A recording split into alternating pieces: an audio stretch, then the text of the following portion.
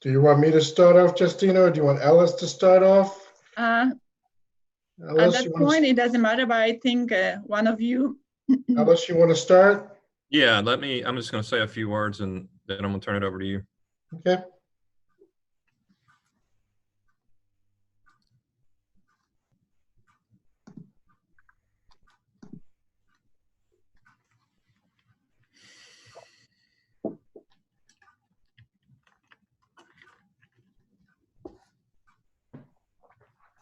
Did we lose Ellis? Ellis, I'm here. we are waiting for your welcome words. Oh, you're waiting. Oh, your cue. Yes. Oh, okay. Go. Well, good morning. I didn't know everybody was. I thought we were waiting to bring in everybody else. So everybody else is on then, correct? Yes. Oh. You are the panelist right now, and you have your 15 minutes to shine with your executive team and the faculty from Georgia State. And after that, we're going to promote you to attendees, and somebody else going to become the panelist. Okay. Well, I just want to say welcome to everyone. This is exciting. I love being a part of this. You're an integral, not only an integral part of our operations in IT, but I hope we're making a difference in your world. Good luck today. Just remember, you're developing your presentation skills as much as your technical skills, and especially in IT. If you can differentiate yourself from a presentation perspective beyond technical, you're going to set yourself apart. So think about that. And don't feel like you have to be perfect. I came out of college terrified of public speaking. I joined Toastmasters, and I went from being terrified of public speaking to loving it. So you can develop public speaking skills. It's not necessarily, you're not necessarily born with it. So know that, and I'm proof of that. If you ever want to encouragement, just call me and I'll give you my encouragement.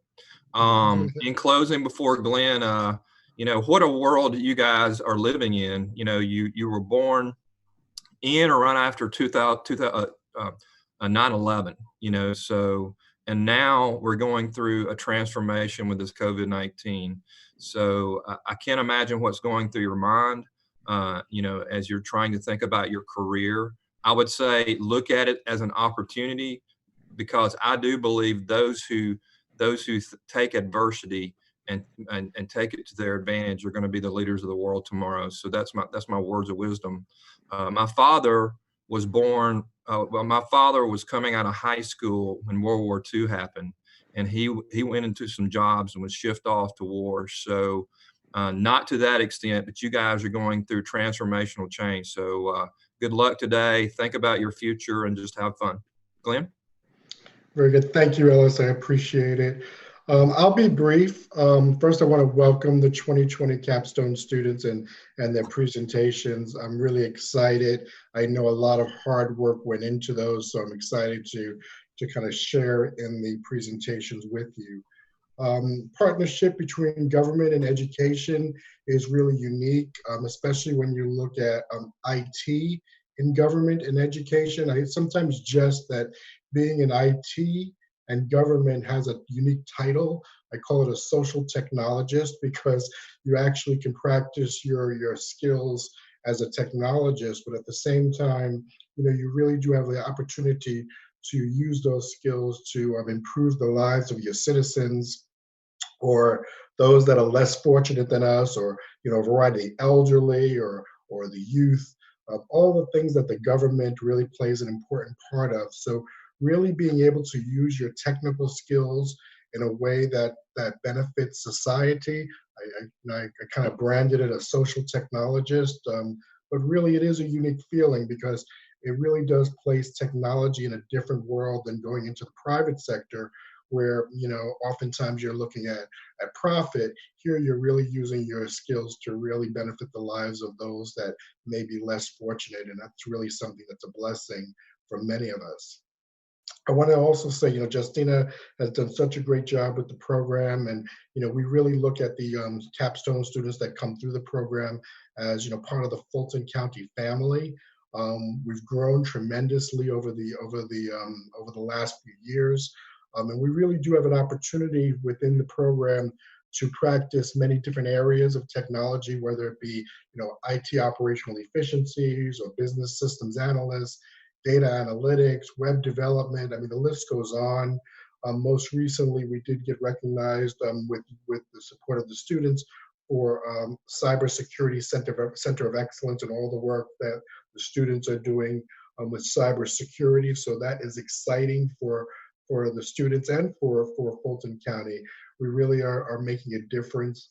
In the June 2020 article of Georgia Trend, there will be a highlight of the work that that the cybersecurity team has done with the Center of Excellence. So that is really exciting for us. It's really exciting for the students. I really look forward to being able to partner with students and watching you grow in your respective areas. I'll close by saying this, a capstone program or an internship program really is a unique opportunity. I too had an opportunity back, when I was in college to do a capstone program, and it really did change the direction of my career. It really did change how I move forward within my career. So I want to just say I hope it's as fulfilling for you as it was for me back many years ago. I won't say how many, but I'm really excited to get started. And with that said, Justine, I'll turn it over to you as a moderator. Dr. Hung might want to join us too, but I'll turn it over to Justine as the moderator, and you can kind of go from there. Yes. Dr. Hong, would you like to say a few things? Please unmute yourself. Sure. I think I'm started, and then Professor Martin to say. First of all, I want to thank Fulton County and the great organization, the great partnership. Many, I don't have a count. I would guess probably close to 50 students from Georgia State and gone through the programs. They have been doing wonderful from this experience. And last Friday, Justina invited some of the former Capstone students come to have a team builder activity. From what this is, former students working for Fulton County projects, they all speak very highly about the experience they gained and the growth they got from this learning experience. So I want to say thank you all for the great work, and all for our students, the great learning opportunities, and they cannot get from anywhere except from Fulton County.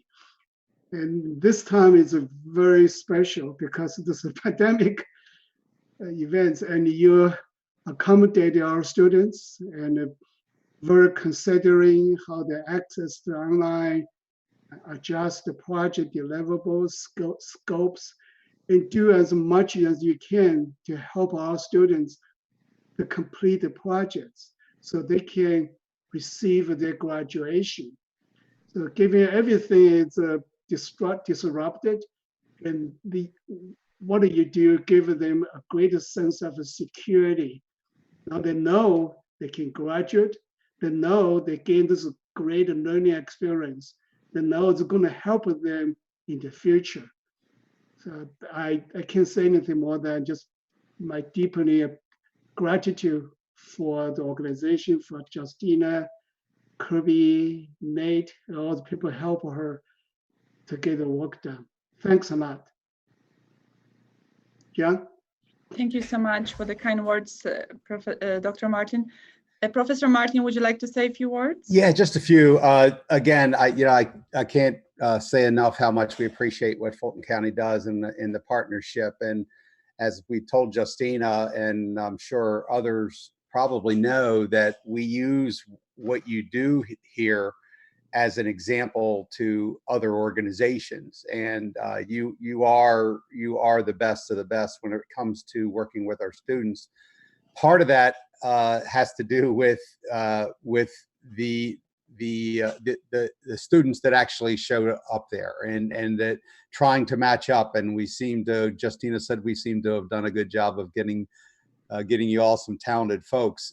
We are almost, again, a victim of our own success because Dr. Hung said, I think already the fall is filled We have 80 students Wow. going into this. So this has become kind of not just a big deal for Georgia State, but now, you know, I'm hearing that it's becoming, you know, it's becoming recognized, and a lot of that has to do with Justina.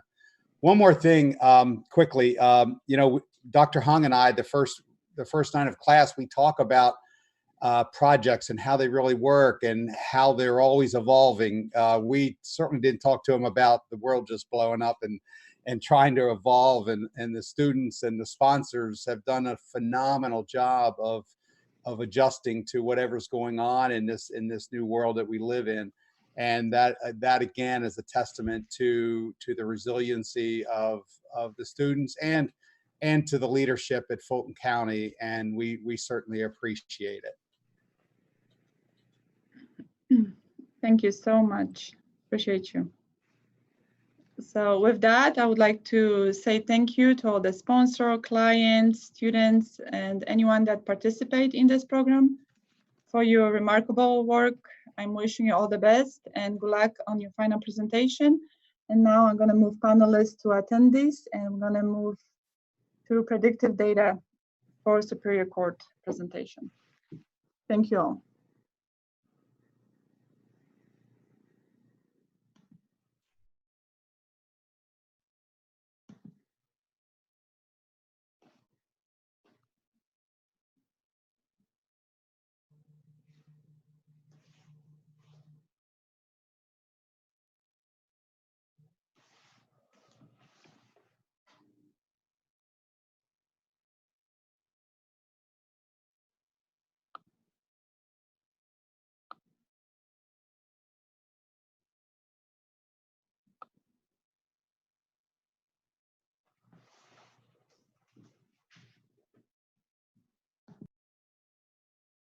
Good morning, everyone. Can everyone hear me? Yes, Drashti, give us a few, 1 more minute. I need to move.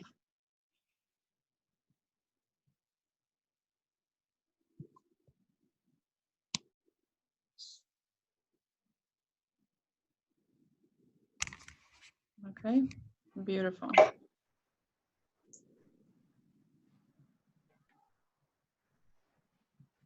Okay.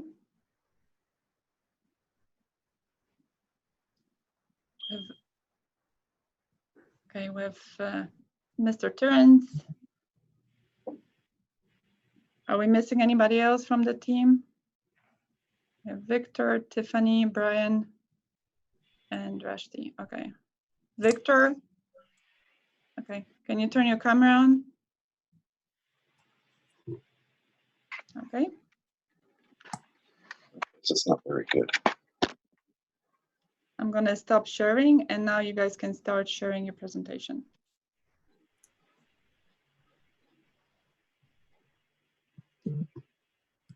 Team has 10 minutes for the presentation, and after presentation, anyone can ask the team question. If you have a question, please raise your hand.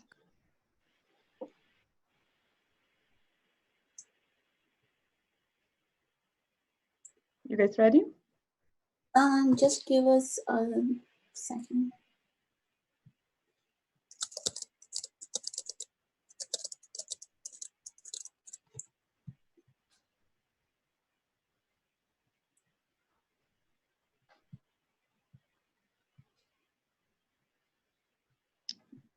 You guys looking good?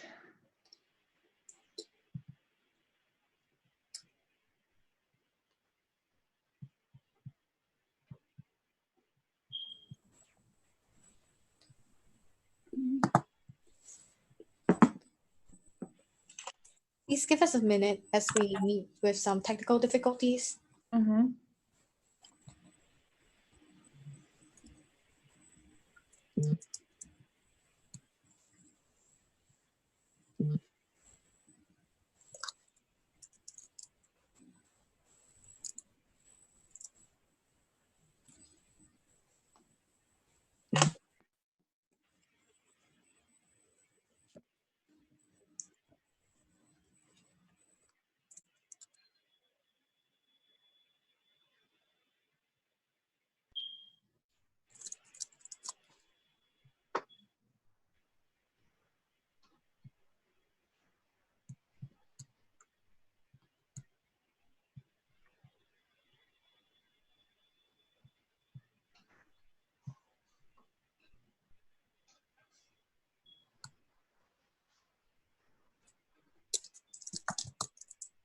Do you guys need any help? We are trying to share the screen, Mm-hmm. but we are having some technical issues. If you want to email me the presentation, I can share and I can, if that's something you want me to do. Yeah, sure.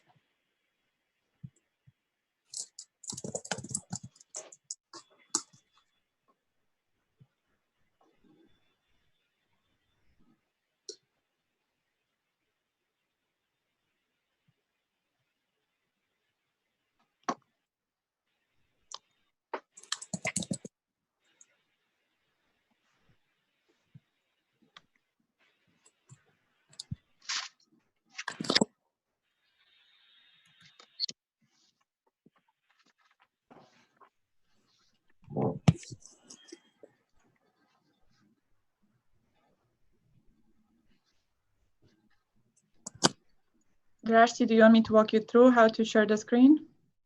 Can I email you actually? Because I'm connected on my phone Yes. and the laptop. Mm-hmm. Just email me the presentation. I'm gonna share and you guys just gonna let me know next whenever you want me to switch the slide, okay? Thank you. You're welcome. Christina, I just forwarded you the presentation. Okay. Not a problem, Brian. That's okay.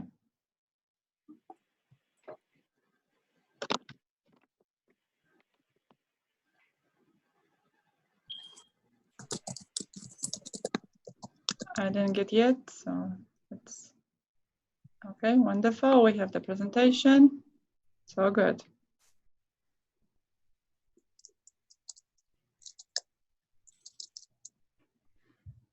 So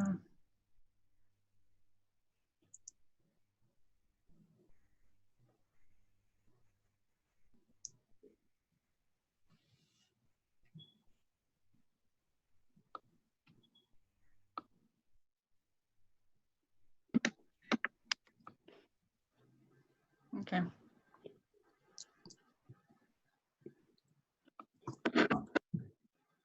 Just let me know when you want me to move the slide, okay? Thank you. You're very welcome. Good morning, fellow sponsors, professor and classmates. Sorry for the delay. I hope everyone is staying safe. My name is Rashi, and today me and my teammates will be giving a short presentation on our Capstone project. The project we were assigned was predictive data for Superior Courts of Fulton County. And our team consists of 4 members, including Brian, Tiffany, Victor, and myself. We have been working on time series binding. Someone needs to mute themselves. We have been working on time series binning, clustering, super vector machine, which is our final model, business process mining, and as well as Tableau.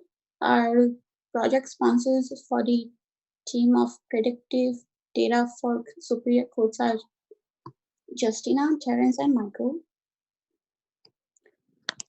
Now I'll be talking about a few key concepts, which will be on the next slide. And a few terms for this project are data science, which is the study of data. It involves developing methods of recording, storing, and analyzing data.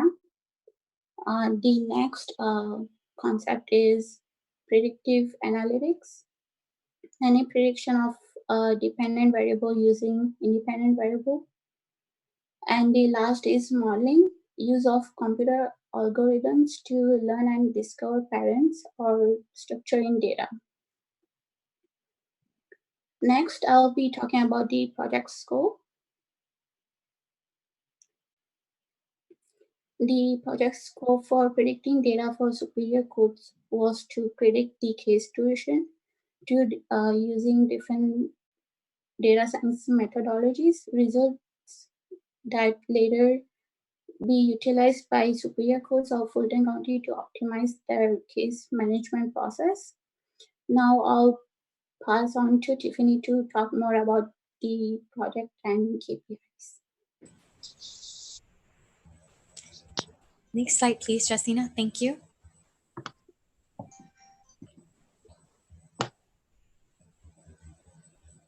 Thank you, Drashti. So now I'll be going through the three key performance indicators for our project. The first KPI is to predict the percentile of the case duration in relative to other similar cases which we have looked at. KPI 2 is to predict the case duration, which is essentially defined as how long a case will take to close. KPI 3 is to obtain rankings for the most significant explanatory variables and separating the ones that are within the judge's scope of control to improve case duration from the ones that are not within their control. This is so that the judge can figure out which explanatory variables they can manipulate to optimize their case durations and which ones are, more external. All these will be deployed through the Tableau server, which Brian will be showcasing later. Next slide, please. Now I'll be going through an overview of our project. So we basically use the CRIPS-DM way. CRIPS-DM basically stands for Cross-Industry Standard Process for Data Mining. It is actually an open standard process model that describes common approaches used by data mining experts. It is the most widely used analytics model, and that's why our team has chosen it to be the backbone of our project. The first step, the arrows in orange that you can see at the top, they are actually the steps of the CRIPS-DM way. The first step is the business understanding, where we did subject matter research as well as define the project scope. Then we went into business process mining and time series analysis under data understanding to find trends and patterns within our data.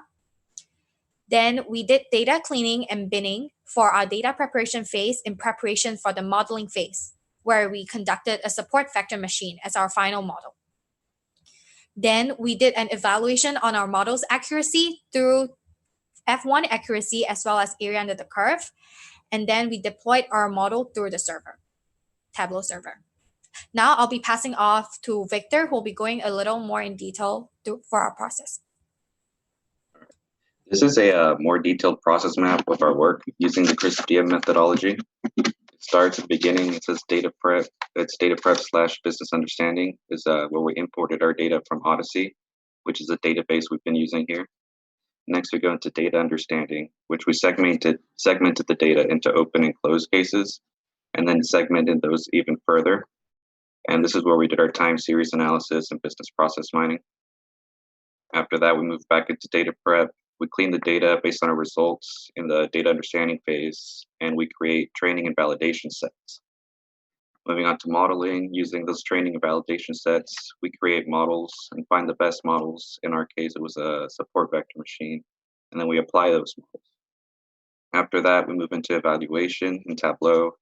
We create dashboards to see all of our results for all of our KPIs, 1, 2, and 3. And then lastly, we move into deployment, which is where we are right now. We are just need a Tableau server to get everything up and running. You can go to the next slide, please. To start the project, we all had to do research on what we know as the Brazil paper. There was a similar project done to predict case duration in Brazil, and their model also was a support vector machine. It yielded an accuracy of 83.53%, I believe it was. It should say it on there. And then we set our benchmark at 75%, and our model ended up with an accuracy of 94%. Now, Brian's going to talk a little bit about our project accomplishments. Thank you, Victor. In terms of project accomplishments, we worked on 3 different key performance indicators that we wanted our research and our models to be able to predict. KPI 1 was comparing cases to each other and ranking them based on percentile. The 20th percentile means that cases went through the system relatively quickly, while the greater than 80th percentile meant that cases took really long to go through the system. The Tableau worksheet gives us a snapshot of the different cases and how they rank compared to other cases. This information can be used to see which cases are taking a long time and find ways to reduce lead time. So this is KPI 2. KPI 2 was predicting the case duration. Our SVM model, support vector machine, We tried to predict how long a case would take to go through the system based on the inputs we put into the model. The overall accuracy of the model was 95.31%, which is really good. Here, this Tableau worksheet shows us on the left, in the previous slide, shows us on the left the model prediction and the right actual case duration for the models. In the business sense, if we have a new case and enter it into the system, we can input that case into our model, and it will tell us how long we can expect this case to take. The following slide, please. In KPI 3, we focused on figuring out the most statistically significant variables in predicting case duration. We found the different variables that affected case duration. The most significant variables were the judge on the case, the amount of pleas, which cluster that case lands on based on our clustering analysis, and other variables listed on this Tableau worksheet. The green bars mean that this variable is something that can be controlled, and the red bars mean that it is a variable outside of our control. This information can be used to increase the accuracy of our models. Next slide, please. So in terms of learning experience, I learned that data science isn't some sort of magical skill that is hard to understand. It is the foundation upon which business decisions are made.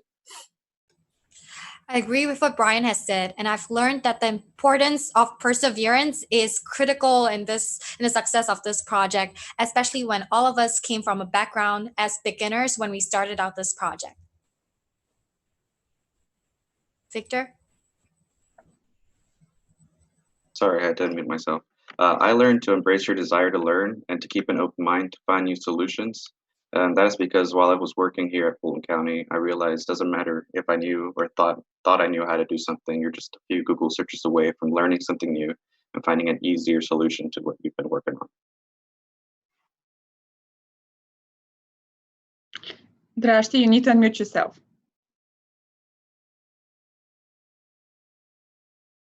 It is.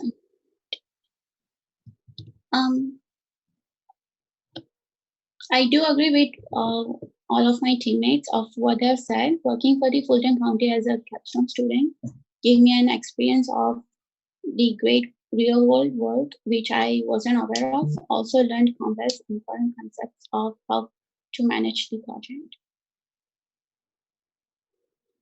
Last but not least, we'd like to thank our project sponsors, Michael, Terrence, and Justina, as well as Professor Hong and Dr. Martin for all of your unwavering guidance and support throughout this process.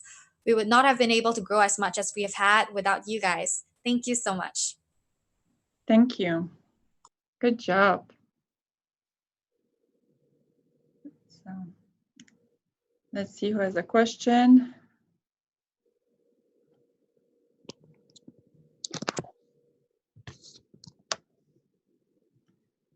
Carmen, I've seen you had a question for the team. No, I didn't. That was an accident. I'm sorry. You raised your hand. That was an accident. I'm sorry. Okay.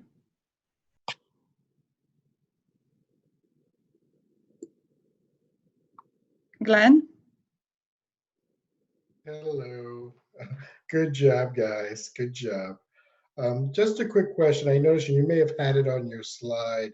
One of the key factors you had for determining, I guess, the movement of a case was the judge that was assigned, if I recall. And did you have a weighting on that? Was that the number one variable, or was there? I'm just trying to understand how much the judge was impacting the pace at which a case moved. How much influence was that variable on there? For KPI 3, so the statistically significant variables, the judge on the case was one of the highest. I guess in terms of weight, it was one of the most weighted variables we had in our models. The judge case. Very good. All right. Good job, guys. Great. Thank you, Glenn. Anybody else has a question? Last question. Let's see if anybody else has a question.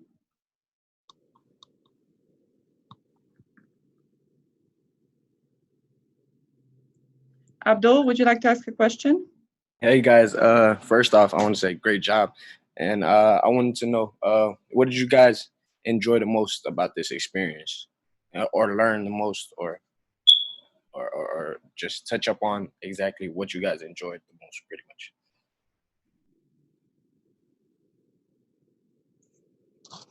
For me, it was definitely the learning experience. Like I said before, you got to keep an open mind. I've learned a lot of new things, and learned how to find, and kind of like sparked a little fire. It made me want to learn a little bit more about everything, about the coding aspects of this. It was a really interesting process. Yeah, and I think we are very blessed with very dedicated mentors, Terrence and Michael, for all the late nights and early mornings, working into 1, 2 a.m., sometimes getting out all our presentations and everything. Everything really paid off, and we have learned so much from the process, and we couldn't have done it without the dedication of our mentors. Yeah, I think that was the most enjoyable part of our experience. Also, I would like to add, because of this capstone, I actually got to know how the big data job would be like, and got a really good experience from it. Yeah, for me, I guess I really enjoyed the technical side of this project, especially working with Michael. I've learned a lot of new things, and being able to apply data science into like a real situation.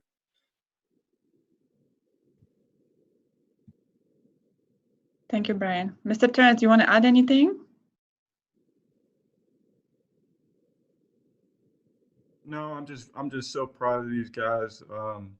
They had people coming at them from all different directions at times, and they had a lot to manage. And the growth that I've seen really was kind of phenomenal. So I'm wishing you guys the best, and I hope you guys will embrace your relationships and what brought you together, and keep in touch. Thank you. Shadi, you can ask a question. That's the last question for this team. Can you hear me? Yes. Mm-hmm. If you could add or remove one aspect of this project, what would it be and why?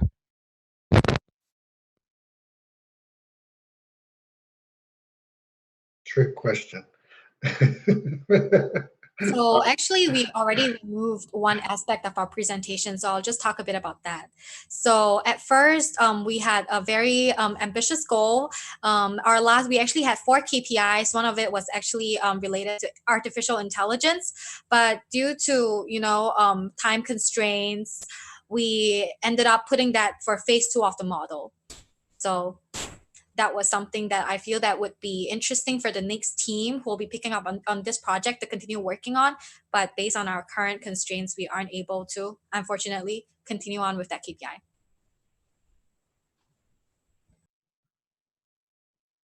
Thank you, That's awesome. everyone. Y'all did a great job. Thank you. Thank you. We're going to welcome a next team as a panelist, and we're going to remove you and promote you to attendees. Thank you, Justina. Thank you, guys. Appreciate you. Good job. Thank you, guys.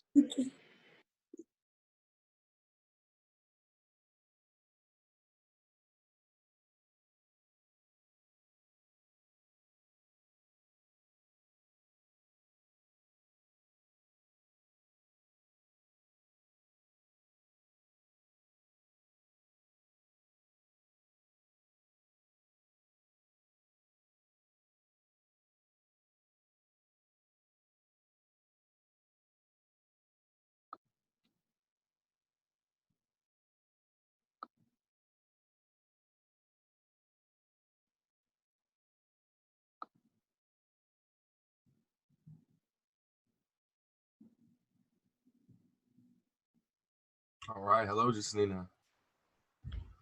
Good morning.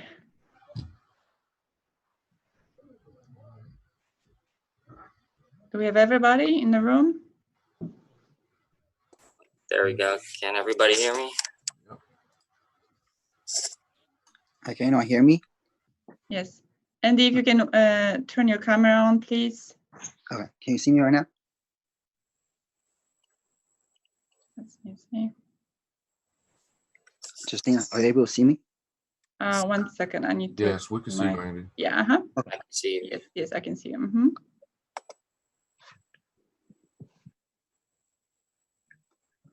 Good morning, Malik. Good morning.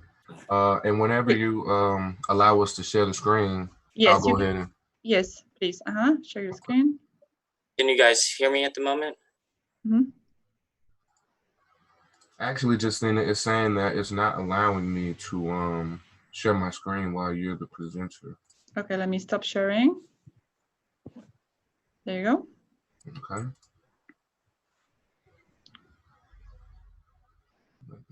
Do we have a Samira in the room?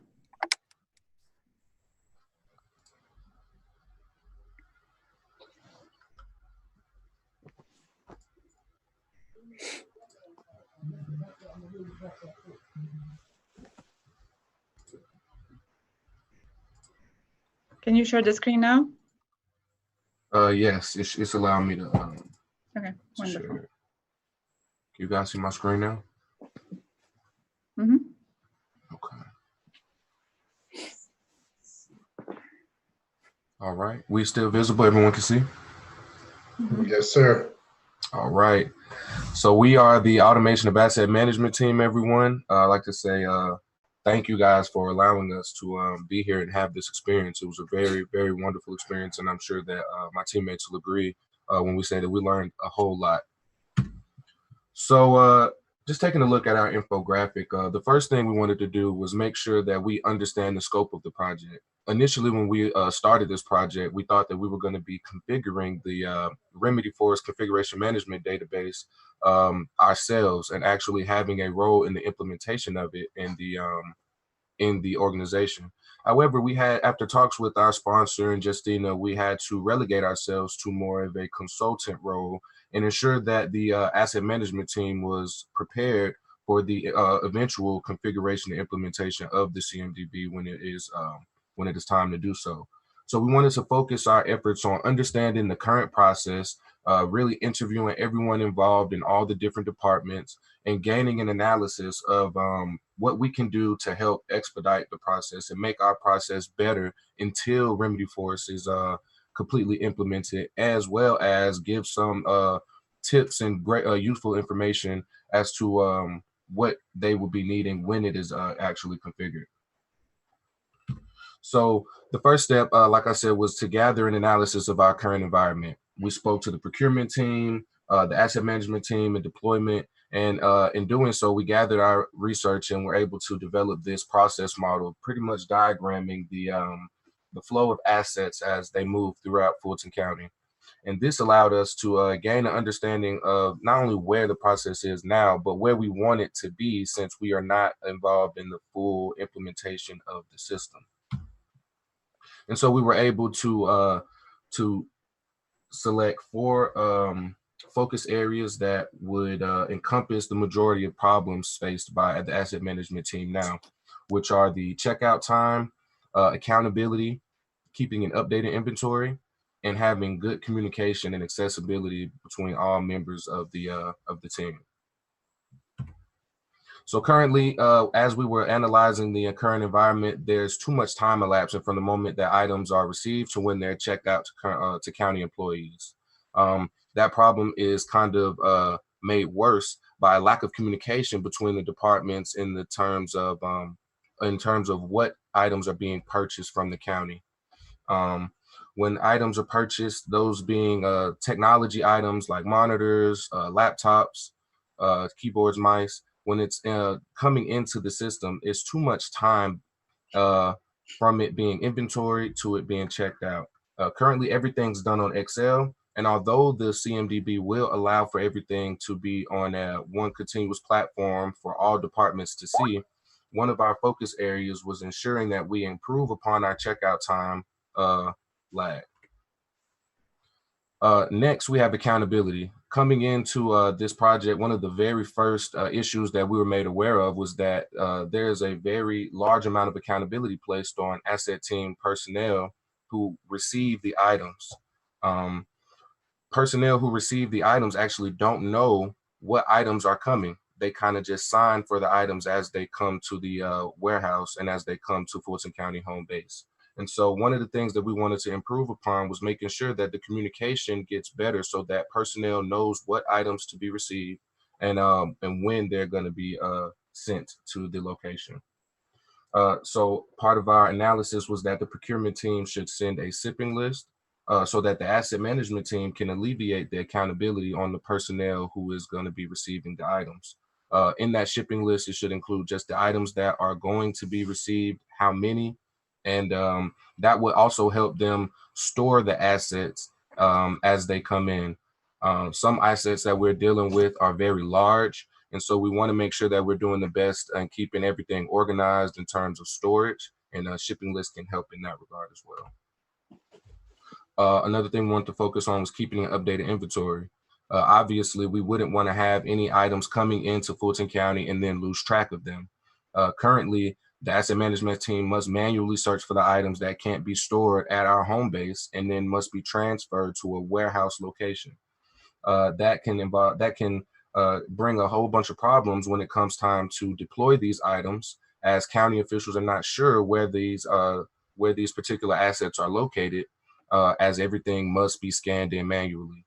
And again, that's something that's going to be improved upon with the configuration management database, which will help the asset management team store everything in one generalized area. But for now, what we wanted to do was gain a greater involvement from the procurement team, utilizing Chatter to send these shipping lists to the asset management team. I can't stress enough to you how important it is for there to be communication between those two teams. And so lastly, as I've been speaking about, we wanted to increase the communication among all departments involved in this process. As of right now, all the correspondence is done through email. And while it is useful to have email as a method of communication, we wanted to find something more integrated into the configuration management database that they'll eventually be implementing. And so we focused our research on finding a method of communication called Chatter, which is provided directly through the Remedy Force app, and it allows for communication amongst different departments in the form of message threads. And my teammates will be here to talk to you about the different functionalities of that communication method. All right, so then here's a couple of the recommendations we did come up with over time to go ahead and solve some of these issues. And one of them was the Chatter tool itself, which is actually readily available within Remedy Force. It's pretty much a communication tool within the Remedy Force itself. So anybody with an Active Directory account is pretty much able to access the application through the Salesforce Remedy Force website. And the team should pretty much, what we did was kind of establish a test environment to where we're able to send it's pretty much an instant messaging, but also with additional features. And so one big test feature we did was upon creating a hashtag. And creating a hashtag, for example, I just log on to Chatter for a day and my monitor is broken, and I just send out the hashtag broken monitor. The hashtag itself will automatically generate a ticket that's already been defined by the IT team for a broken monitor itself, and that will be auto-generated, and that will be through Remedy Force. And then some additional features are once Remedy Force is configured and implemented, the administrators on the are able to assign Chatter listeners, and these listeners have the ability to create incident reports through those same agreed upon hashtags. So then also another feature that they do have is enable to users to auto follow record. It's to pretty much for example, if that ticket is submitted about the broken monitor, the user is able to see updates to the ticket as time goes on. Hey, has it been addressed by this party? Has the ticket been completed? Or when the expected time for completion? And I will hand it over to Andy, where he'll talk about the warehouse and inventory. Okay, so from the warehouse, there's an issue that they face. The issue that they face for warehouse is that Jeffrey has to lift the asset management security team and move the inventory forward to the member of security team to schedule and stop by and update the location. As of right now, the warehouse could use the shipping list from the procurement team. They use Chatter to organize a schedule for personnel to be present for expected item. So what we had recommendation for that problem is to use the tool called ScamStar, and can go to next. And for ScamStar is a tool that provides it used to track and scan the inventory at the warehouse. And they also have a way to deploy and track. And they also have an implemented system where you can upload all the person that you deploy to with a signature and physical location. And that's all. If anyone has any questions, we'd like to answer those at this time. Let's see if anybody has a question for the team. Yes. Oh, Ed, Yes, hey. please ask a question. Well, it's not really a question. I just kind of want to commend them for just doing such a stellar job on that presentation. Thank you so much. Awesome. Thank you. It was a real pleasure to work with you all. Yeah, it was definitely an experience, to say the least. And it was kind of obviously unfortunate that it kind of the on-site experience had to be kind of taken away during all of this. But it was still overall a great experience, even remotely. Definitely. Thank you. Glenn, you have a question for the team?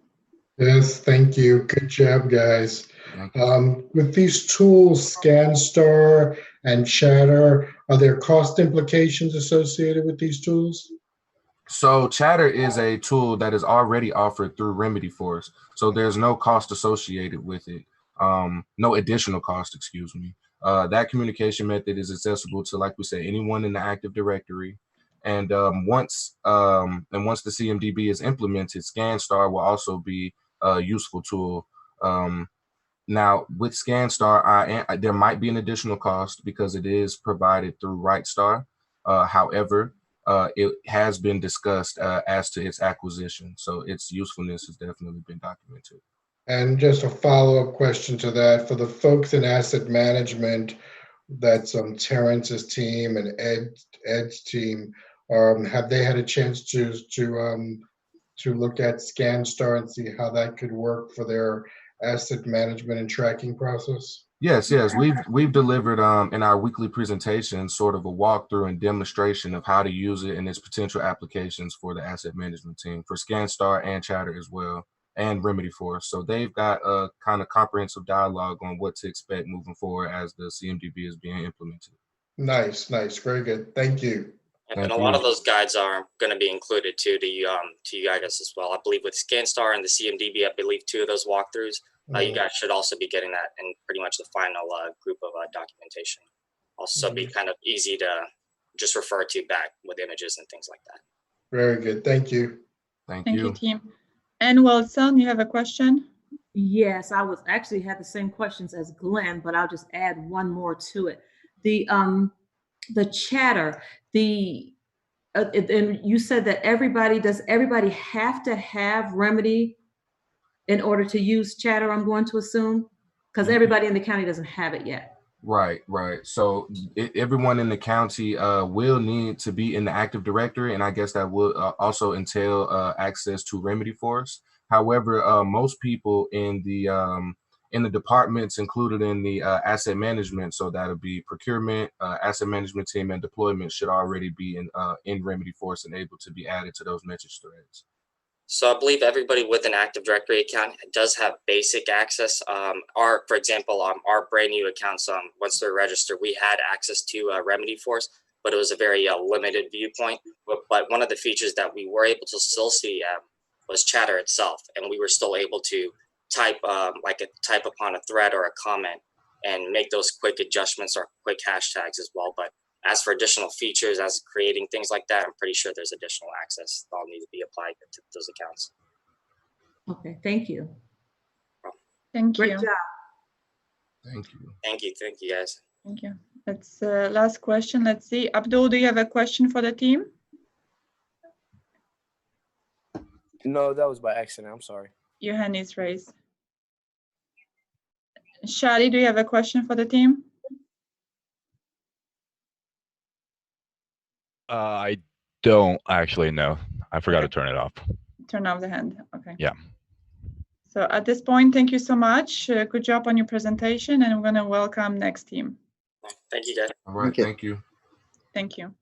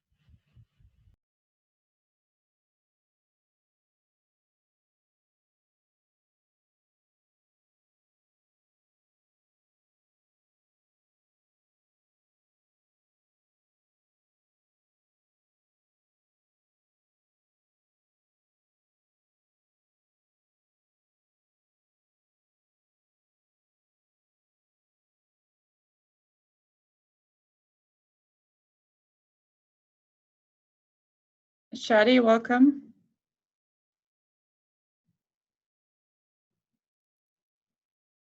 Can you hear me now?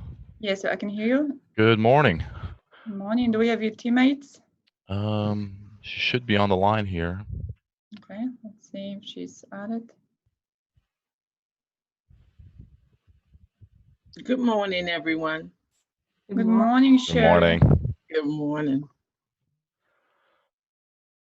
Okay, you can start sharing your screen, and I'm gonna stop sharing my screen, okay? Sure.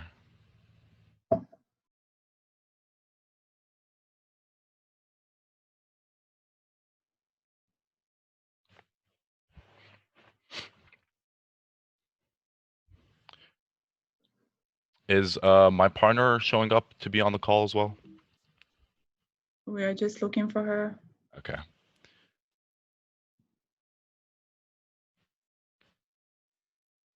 Yeah, I do not see her. Okay, she may be under Leslie. Okay, I think that's. Is that why? Mm-hmm. Okay. I think that's what happened.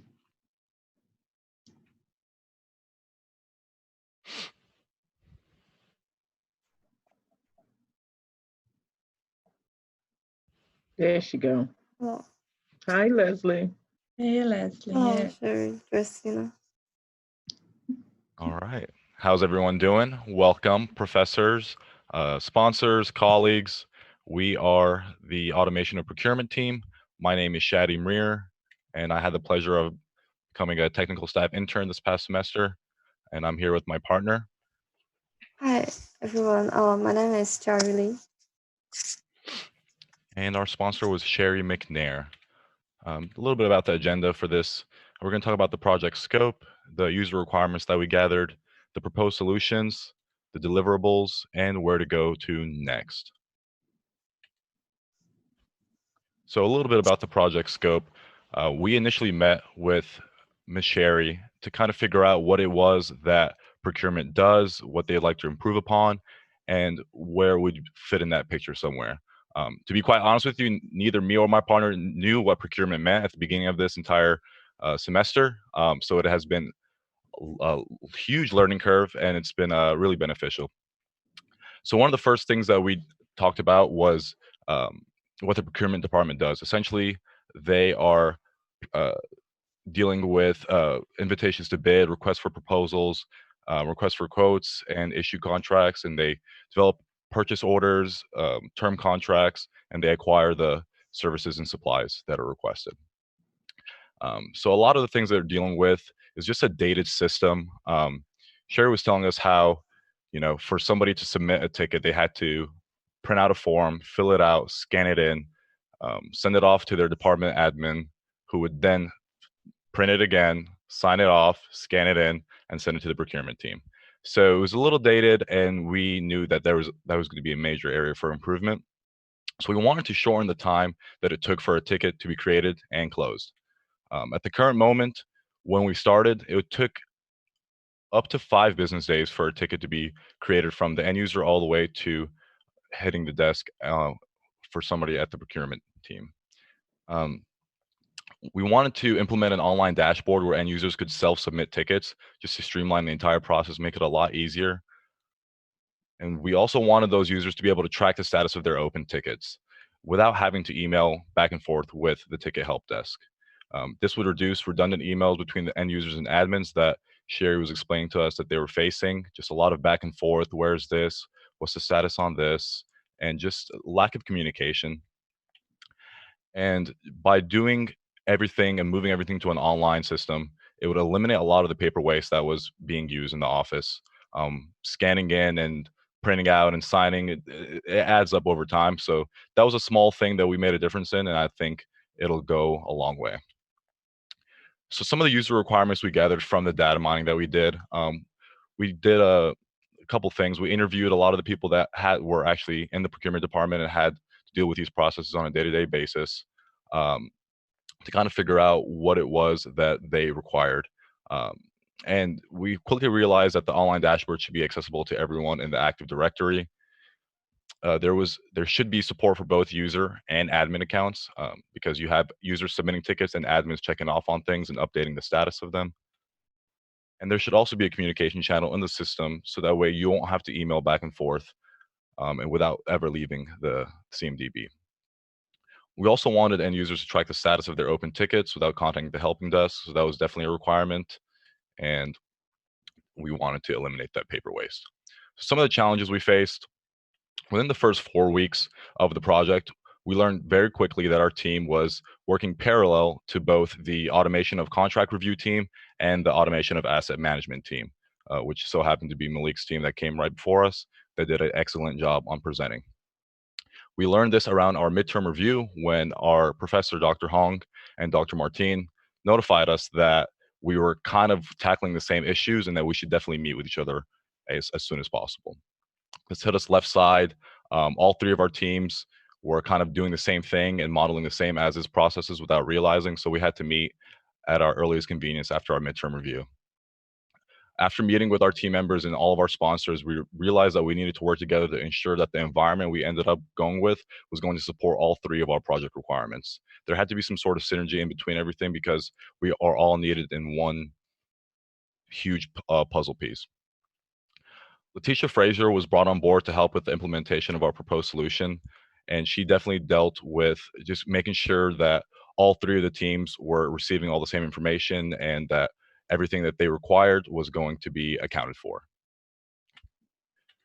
So during that meeting, we came to the solution that a configuration management database, CMDB, would be perfect to support the functions that our client wanted.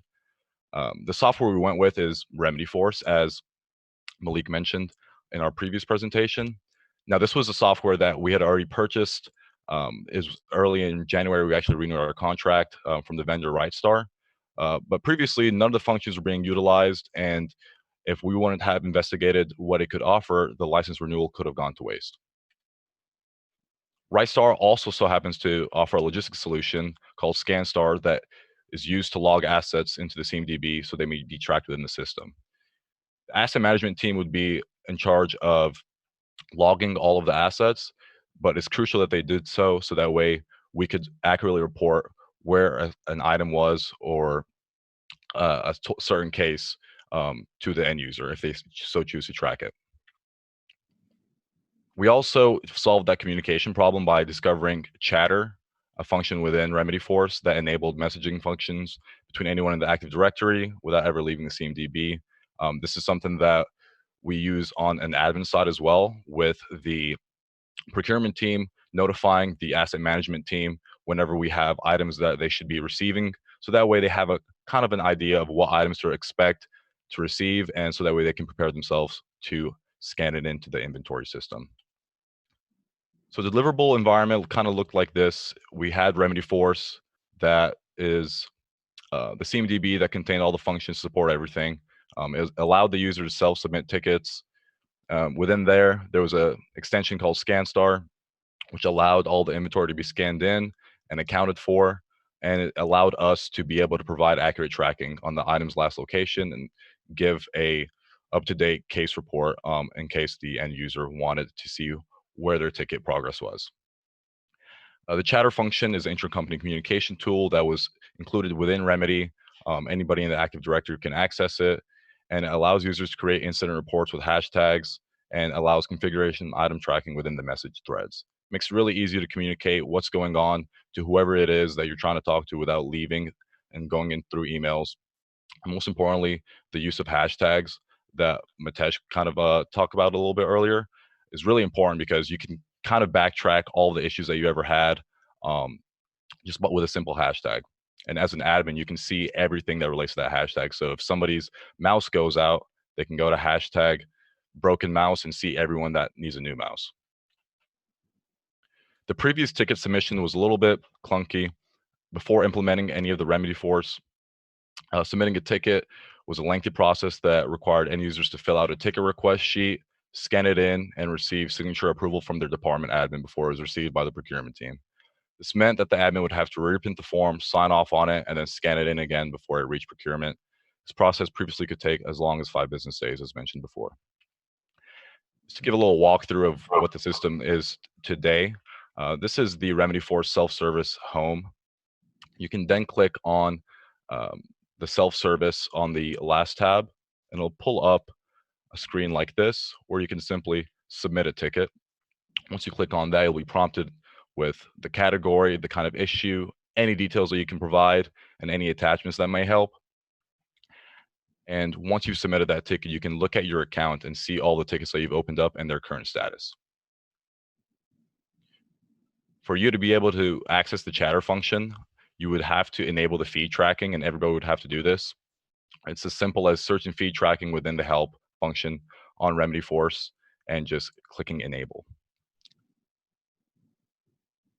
This is what it looks like from the admin standpoint when you're updating a status of something. I pulled up a example CI for a router, and this menu right here shows that an admin can go in and click on the chatter feed and change the status of that, which then blasts out to everyone that is associated with that instance. So you can see right here, you can see that somebody changed the status from nothing with the router to being deployed. A little bit about ScanStar. It is the tool that brings together the asset management team and the procurement team to ensure that we're working hand in hand.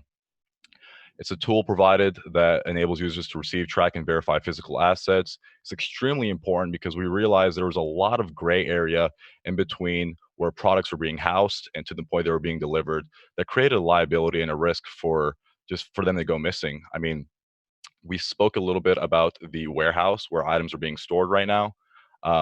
Those items are currently cold. They're not in any inventory system. So because of that, they are a risk. If they were to go missing, nobody would be able to have a backlog of where they went. So ScanStar will be used to inventory any physical items received by the asset management team. It's critical for us, the procurement team, because we rely on the asset management team to audit all of the inventory as soon as it's received so that this ticket status is accurate when the end user is tracking it. Now, ScanStar does have a mobile app, which will make it easier for anybody who's inventorying items to go through the process. Previously, we'd carry around a laptop on a little wheeler and just have to go with everything hand by hand, but the phone makes it a little bit easier for you to navigate around. Oh, this is moving all over the place. Previously, before ScanStar, there was an Excel sheet that was being used so that way you can scan all of the inventory. Now, this is good for keeping a backlog of everything. Just to have it somewhere is better than nothing. But then again, this is all offline. You can't access it through the network. So you would have to go in and import all of that into the Remedy Force CMDB to keep everything updated as far as previous ticket orders go. That's what it looks like from mobile if a admin was supposed to be using it. And some of the next steps ensuring our project success. This is a really big one right here because we discovered a lot of things that could help out in the departments, but everything that we developed over the past semester would just go to a loss if it wasn't properly educated to the employees. So definitely providing proper education of the new environment to all the associated employees should be the next top priority. According to the license that we have with the vendor RightStar, Fulton County is allotted 120 hours with their consultant that will aid in the education, integration, and implementation of the system. Letitia will let us know about this because as we met, all three of our teams, the contract review team, asset management, and our procurement team, when we met initially, we were really concerned at how we were going to implement such a huge project that required some more time than we were allotted to fully implement. And we were met with the answer that we weren't going to be worried about the implementation because somebody from RightStar would come in and help with all of that, the integration, the implementation, and the education of the system. But the important thing to note here is that when they are first contacted, that timer starts and they have to finish that entire week. So you can't do it just in segments here and there. There has to be 120 hours dedicated that week to training all of the departments to using the new system. And another thing in ensuring the project success, to prepare the team that's coming after us, whenever the COVID-19 lockdown is over, it's important for someone from the asset management team to visit the warehouse and use ScanStar to inventory all of the cold items we have sitting on the shipment pallets. A lot of these items on the pallets are from the recent PC refresh, and they'll remain a liability until they are accounted for. They're sitting there offline. If somebody wanted to go in and check to see where something that they ordered was, they won't be able to. So it's very important that we log all of that inventory, and it's going to take some time because it's sitting there by itself and there isn't anybody there right now to account for it. A little bit about the learning experiences. Me personally, I learned how to process map and look for areas for improvement. It's one thing to process map in class and completely something else when you're doing it in the real workplace. Project delegation and responsibility is important. When you're working with a team, especially when you're working across different teams, it's important to delegate the responsibilities that you will all be taking upon yourself, and even more important to follow up on your own responsibility, as the entire project relies on your work to proceed forward. It's also very important to document the workflow and our progress. Dr. Martin let us know about this very early on. Document, it's not bad to state any risks that you might have early on. Just that way, if we were to state coronavirus as a risk, we might have been able to predict us not coming into work and oversee some of the things that we could have prevented for. Leslie, did you want to talk about some of the learning experience that you had? Yeah, so for me, I think I learned 3 things in this project.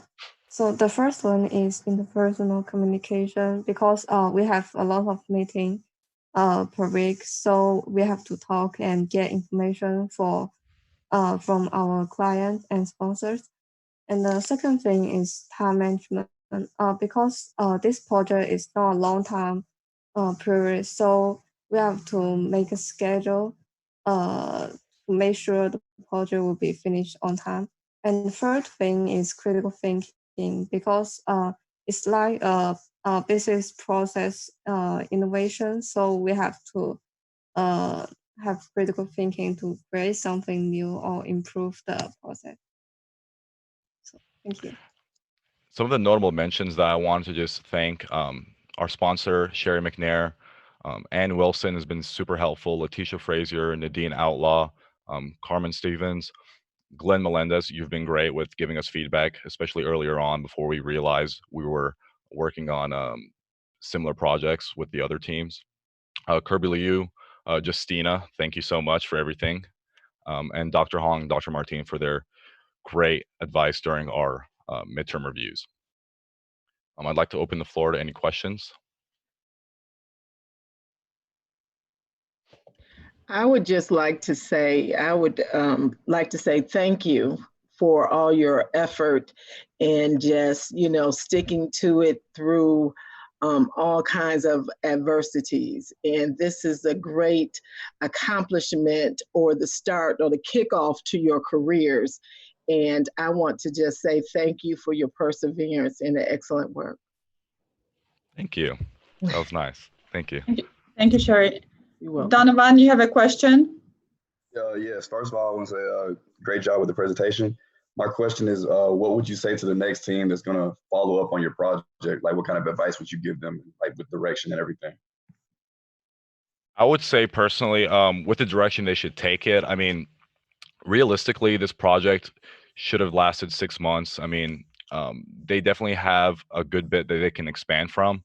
Something that I'd like to see that might make the lives of everybody at the procurement department a little bit easier is if they figured out some way for all of the requests for procurement orders to be automatically approved. That is a process that goes in between Sherry and Glenn right now, and they go back and forth and approve everything at the end of the week. And it takes a good bit of their time just to go in and approve all of the purchase orders. So if they can find out a way to systematically approve things, it would definitely help. There's also one thing that could also be improved upon, and it's the way the procurement department orders items. We found a little way that we could be saving money as far as logistics go.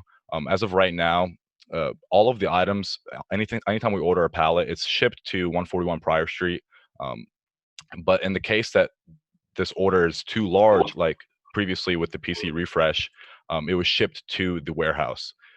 If we were expecting an order that large from the beginning, it should have been shipped straight to the warehouse, but instead we had them come to Prior Street and then rerouted to the warehouse, which just costs us extra in logistics. So just trimming the fat in little areas like that could save a lot of money in the long run.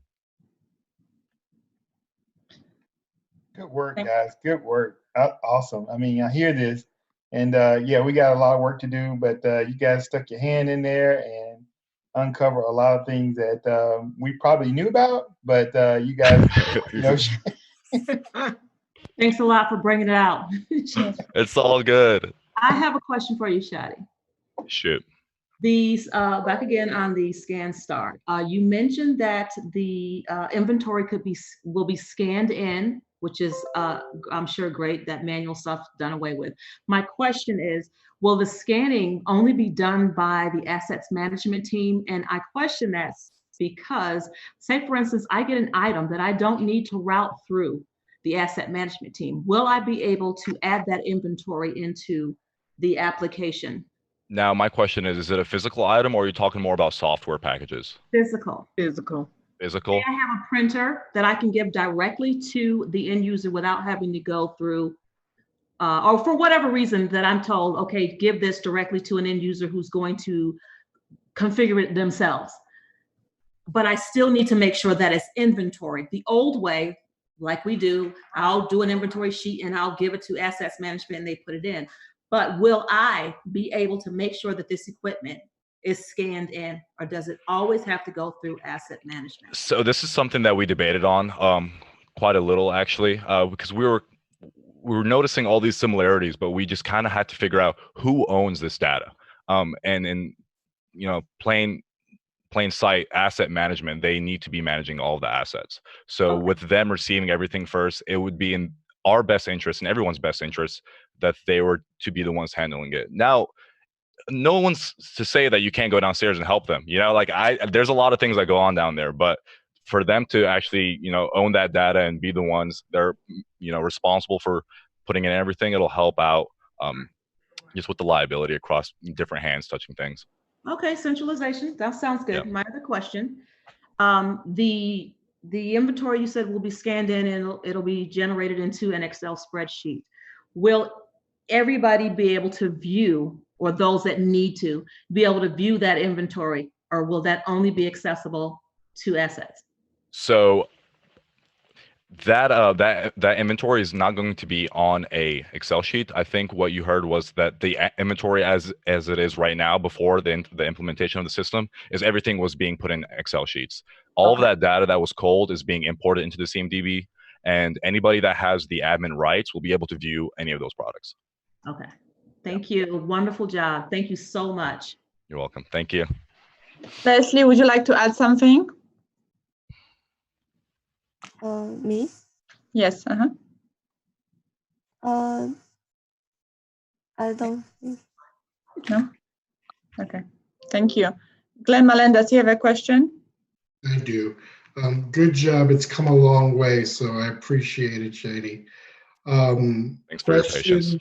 Question on customer insight. I think one of the big things with the assets is as it's moving through the process, I think probably Sherry and the asset management team get more questions on where is my order, where is my order, where are things?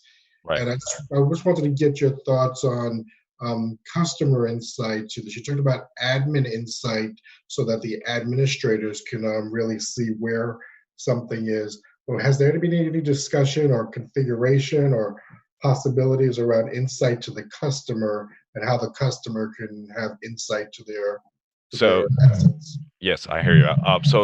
So the customer, as of right now, does have access to see where they are. In my presentation, I only said it that way because the admins are the only ones that can actually go in and edit the status, because we don't want users to be able to edit their own statuses. Sure. Obviously, that doesn't make sense. But the admin will have to go in and update the status, and then they will see a notification within Chatter, the messaging function, that something has been updated. But the customer who ordered it would not have access? No, he would, because he'd be subscribed to that specific ticket. Gotcha. Very good. Yeah. Through the using of the Chatter community. Is that correct, Chat? Yeah, exactly. Yeah.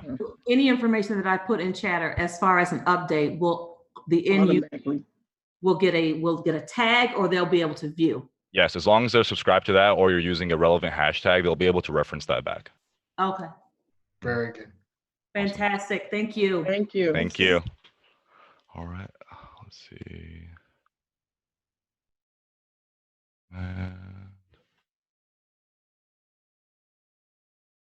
Do we have to do anything on our end anymore? Thank you, Shadi. We're going to remove you from the panelists. You're going to become attendees, and we're going to bring the next team to the room. Thank you so much. Thank you. Appreciate you.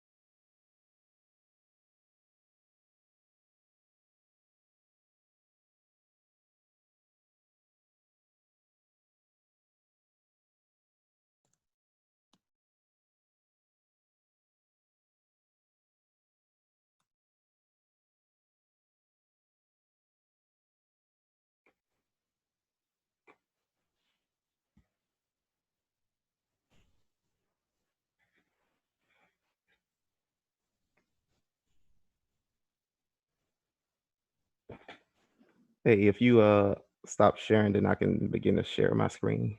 Absolutely. All right. It's all yours.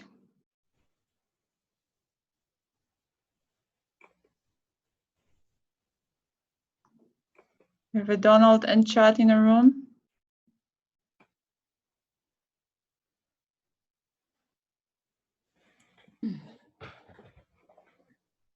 Pam.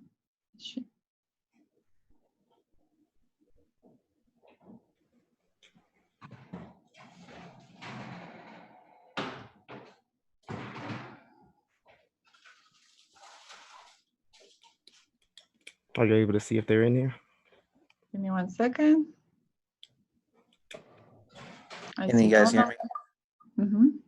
Yay, it works today.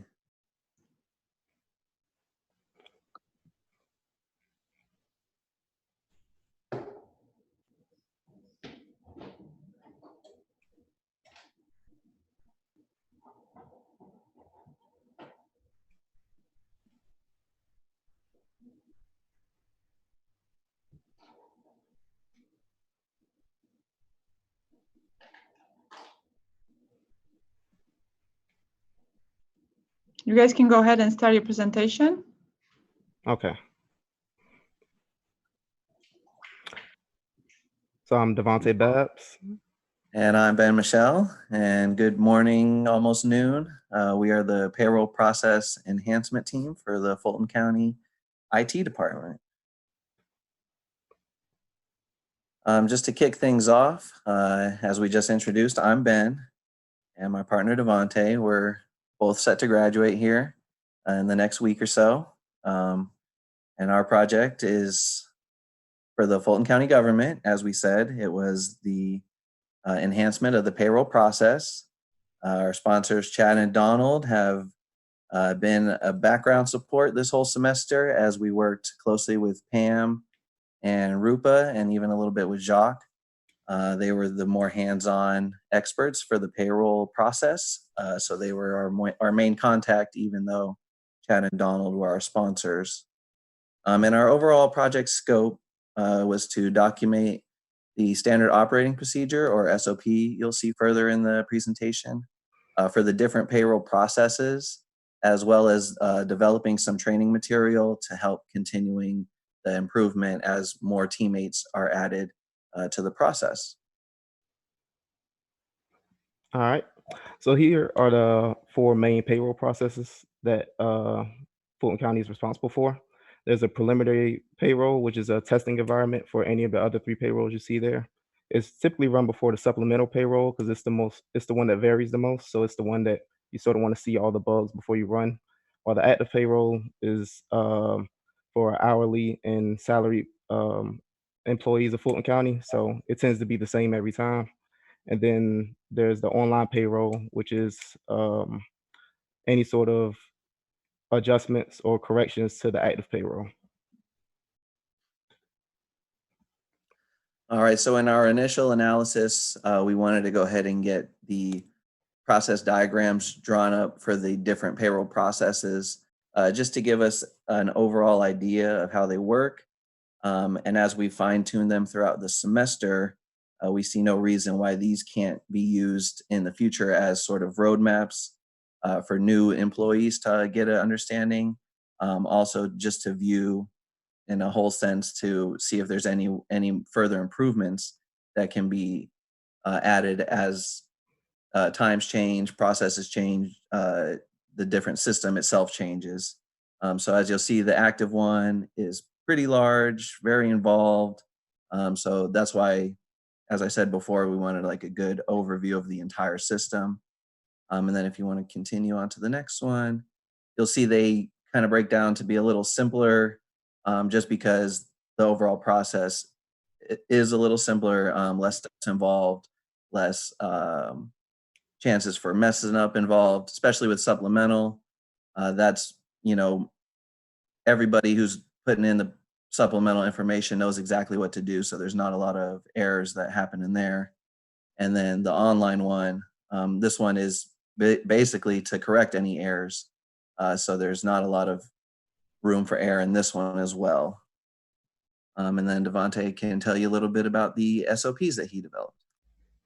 Yes, so I was able to create a SOP for each of the 3 payroll processes. So this is just a few screenshots of the active payroll SOP. In total, it's about 30 pages, but just to give you an idea of everything you have to do, it has the codes you need to run, as well as the explanation of each process that's involved in the active payroll process. There's also one for the supplemental payroll, and it also has the codes and actual explanation of how these processes work in sort of regular terms that someone who doesn't necessarily work with payroll would understand. And we also created one for the online payroll, which is the shortest of the 3, since it's just corrections to the active payroll. So we created a gap analysis to show the state that Fulton County's payroll process was in when we arrived, as well as what the future process will be. So there wasn't an official standard operating procedure, but we were able to create specific SOPs for each of the 3 processes. There was only a large 500-page manual, which a lot of that information it was more so for the software than actually running payroll, so it wasn't relevant to Fulton County. So this way, future employees can have something that's specific to the job that they'll be working. We created process diagrams for each of the 3 as well, as Ben went over. And we created training materials, because basically the only way to learn in the past was from shadowing someone and from trial and error. But now we have training materials to test on what they already understand when an employee comes into Fulton County, and then as well as what they have been improving on, what they grasp as you test them again. And also we're compiling the FAQ list so that any sort of errors or issues that you see, you can add that in as more and more of those issues may pop up. So for future reference, we'll have something to look back on to understand everything that we have run into. All right, and then in further analysis of the different processes, we went ahead and looked at cause and effect charts just to see where some of the areas that are lacking in each of the different payroll processes. As far as the active, that's the large one. We noticed that it's very time consuming and the error reporting comes at the very end, which may require you to rerun the whole process. So we noticed that that's somewhere that could be improved. As Devontae mentioned, the training, regular training schedule and the resources available for training were lacking. So we wanted to go ahead and improve on that. Currently, the management, there's only 2 people in charge of really running, and they have different management styles. They both have different ideas of what should be automated and what shouldn't be.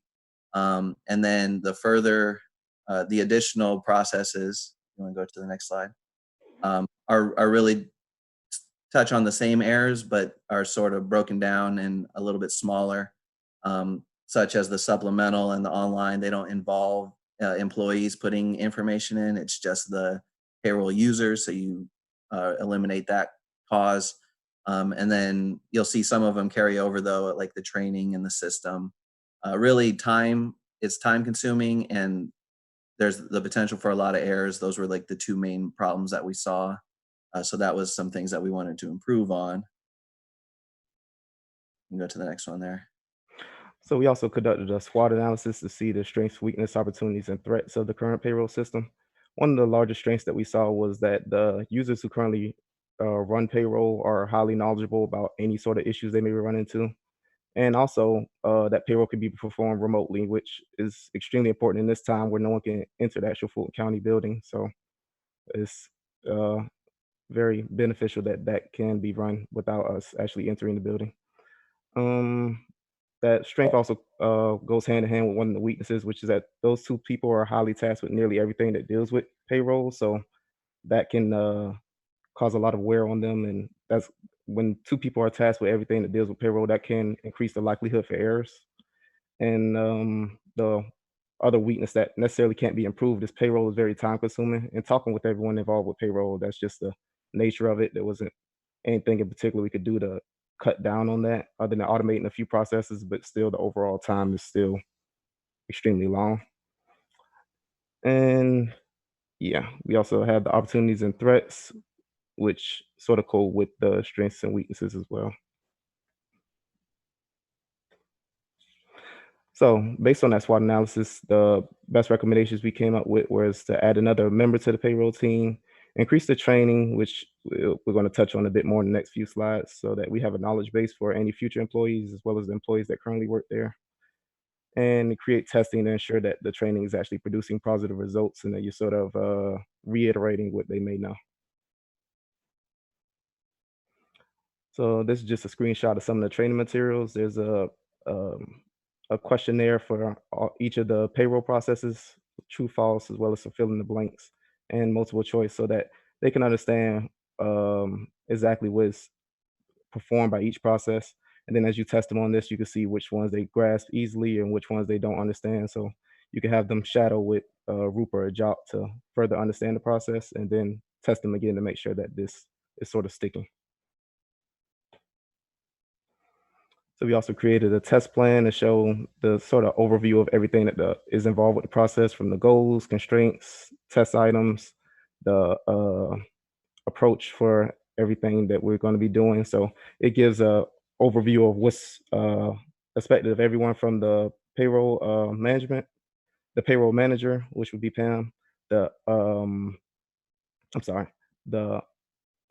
application developer as well, and then any future employees. So it gives an overview on everything that's expected of everyone and how this system all comes together.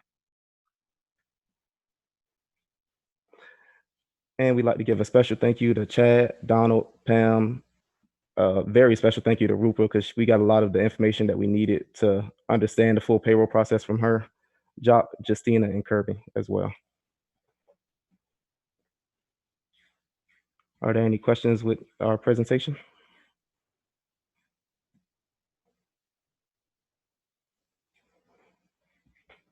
Justina, if you're trying to talk, you're still on mute. Thank you, Ben. Appreciate you. Abdul, you have a question? Yes. Hey, great job, guys. I wanted to ask what you guys enjoyed most about this whole process. I would say for me, I've been in school for a long time and I've done lots and lots of school projects, but this was the first time that I actually felt a project was actually towards moving something forward and actually going to be implemented in the real world, where a lot of my previous projects were just to get the grade and move on. But this one, I'm actually going to take the experience with me and hopefully build my career upon it. So that's what I really enjoyed about it. And for me, it would be the constant learning, because pretty much every time I go to Rupa with a question, she'd answer that and then like bring up something else that I realize I can add to the SOP, or a question I could add to the training. So basically every time I spoke to her, I learned more than I was even expecting to learn. So just the constant learning that was involved in the process was the best part for me. Thank you for your question. Thank you. She's amazing. Yes. I don't have a question, but I would like to say thank you guys. You did a great job. It was a pleasure working with you both, and I appreciate the hard work that you put into this project. We appreciate you too, Pam. Thank you, Pam. Any more questions for this team? Let's see. There's no more questions. In that case, we're going to move with next team. Thank you, guys. Appreciate you. Good job. Good job, everybody. Thank you.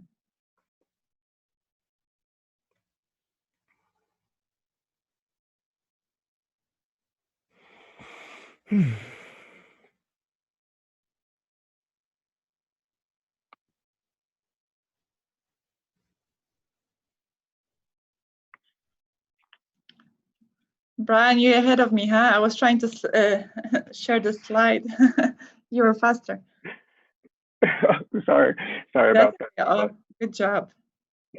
All right, yeah, so thank you. Hey, good afternoon, everyone. It's officially afternoon. Hope you guys are doing pretty well. Hope your friends and family are doing well, and hopefully we can get this whole situation that's going on kind of behind us when it comes to the virus, but we'll continue to move forward and look for that silver lining and do as much as we can. So just a little bit of an introduction. So my name is Brian Barrios. I have the pleasure of working with my sponsor, Ms. Justina Grinholdt, on the social services application. I am a team of one, so it is just me. I'm the sole project manager, but it's been such a great experience, and I'm so thankful and so grateful for Fulton County and for giving us this great opportunity for all of us. So again, this is going to be for the social services application project. I have my contact information up here just in case there's any questions further on, or if there's anything I can help you with. So yeah, feel free to reach out to me. A little bit about what the project is, right? So our client is actually Dr. Camilla Rochelle, who is the Deputy COO of the Health and Human Services Department at Fulton County. And one of the visions that she wanted is to kind of accomplish two things, which is going to be inform Fulton County citizens of all of these services and all the programs that are offered to them, because there are a lot of them. And kind of going through the list, it is kind of difficult to kind of see exactly which ones are available to you.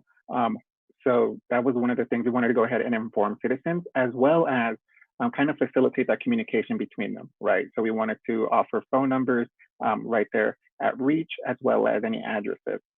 So specifically at the beginning of the project, what we wanted to do was kind of develop an RFP, which is a request for proposal. And we'll get a little bit more into what that is exactly, but that's to kind of just outline the processes, the guidelines and the criteria of the mobile application that we wanted to build. And so the RFP kind of serves as like a bulletin board, I guess you can say. And so in that sense, proposers then kind of submit their proposals on how they would tackle the project. And so Fulton County then goes through them, chooses a couple, they interview them, and then they go ahead and choose one to carry out the project. And so the RFP, again, we just wanted to gather the requirements, kind of see, define the project scope, the technical requirements, and the capabilities. Eventually, it did kind of evolve. We kind of moved a little bit further from that, and we started building and researching kind of the database because we actually found somebody in-house that could kind of help us with the demoing of the application. This is kind of just the quick glance, right? The vision that we kind of were looking at the beginning of the semester. Something that was easily readable, that could be navigated easily and educational. You know, we wanted to have a filtering system, kind of make it easy. We wanted to make sure that it met up to ADA standards. And of course, when you looked at it, it said, hey, this is Fulton County, right? With their branding, their colors, and everything. So this is kind of what we got done in the semester, right? So early last month, we were able to go ahead and complete the RFP. We wrote it as well as its attached traceability matrix that goes hand in hand with it. We went ahead and we sent it over to our client. And then she went ahead and reviewed it and is continuing to just look through it. Of course, any changes that have to be changed, she will let us know. We can make those accommodations, right? We did want to go ahead and continue to move forward. So like I said, we started to research and build a database. We focused on Excel just because it was kind of the most simplest and kind of to organize it. And then we would send that over to the team that was helping us kind of evaluate the demos. And so just to let you guys know, I don't have the actual RFP up. This is just a sample. I wanted to go ahead and maintain Fulton County's guidelines. So what you see up here is just a sample of that. And so again, the RFP is kind of letting the bidders know exactly what we're looking for and whether it's something that they can, you know, tackle, whether it's within their reach. And then as well as trying to keep the guidelines, we want to be firm enough where we can say, hey, this is what we're looking for, but also kind of keeping it a little open-ended so we can allow them a little bit of creativity so they can, you know, if they have experience in it, hey, we worked on this, this worked great in the past, etc. As well as a traceability matrix, just to go ahead and make sure that it meets all the requirements that we were looking for. So that kind of went hand in hand with the RFP. This is just a quick like demo kind of the database that we worked on of all the programs and services that are offered by Fulton County. A lot of them have more than one location physically. So we wanted to make sure that we included all of those addresses, kind of what they fell under, like behavioral health, the website to make sure that it was easily accessible, and then the corresponding phone numbers to those physical locations. And so what you're looking at here are some behavioral health programs that are offered. We did also have environmental health and nutritional health. It does expand a lot more, but just for a demoing purposes, this is just what I included. And then this is actually one of the good demos. It was really exciting to kind of see come into fruition, right? To see Citizen Connect, which is it's not necessarily a mobile application as of now, but it is certainly a platform that we're looking at. And so what you're looking at here is the very early stages in the drafting. It's very rough. As you can tell, there's not a lot of branding. A lot of the icons are very generic. And that's just because we kind of want to focus on how the data is being stored, how it's being accessed, you know, making sure everything is correct. And so if you take a look here, you can see on the left that we do have the behavioral health and public health, which are the two main ones. We kind of have what programs are offered and their addresses, and you can kind of center that on the map and around. And eventually, you know, as we continue to develop this, the address, you can enter your address, see kind of what is around you. And then, of course, I just wanted to go ahead and see to show you guys that the filtering system that we kind of developed as well in the Excel sheet does play a role in here, right? So under public health, we can see, hey, these are the services that are offered or locations offered as well under the public health. So all in all, I did want to go ahead and talk about some of the experiences that I did learn one of the biggest one I think is that adaptability is essential, right? And I think this goes for all projects and their management, just because a lot of bumps come up, right? And so we need to go ahead and adapt, look at alternative solutions. And so I think that's incredibly important, as well as communication must be frequent and clear.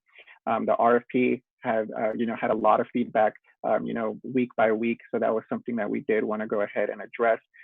No surprises. I remember in the first class that we had the intro to this, Professor Martin said, surprises are the biggest thing that you want to avoid when it comes to project management. And so, that stayed with me. So every time there was even a slight hiccup, made sure I let my sponsor know, everyone who needed to know, to kind of get that, heads up, and we could tackle it appropriately. But yeah, that's pretty much it. Thank you so much. I love to include this into my presentations because, it really does. I think Fulton County epitomizes it. Their actual slogan is legendary customer service. And because we care, we serve. And so I always had that, because in this application that we're trying to build for citizens, I wanted it to kind of embody that. But yeah, thank you guys for your time. Thank you, Professor Martin and Dr. Hong, and Ms. Justina, Mr. Glenn, for your feedback, your time.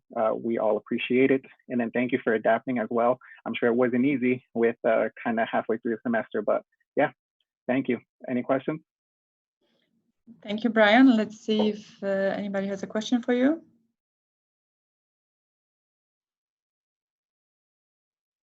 Please raise your hand if you have a question for Brian.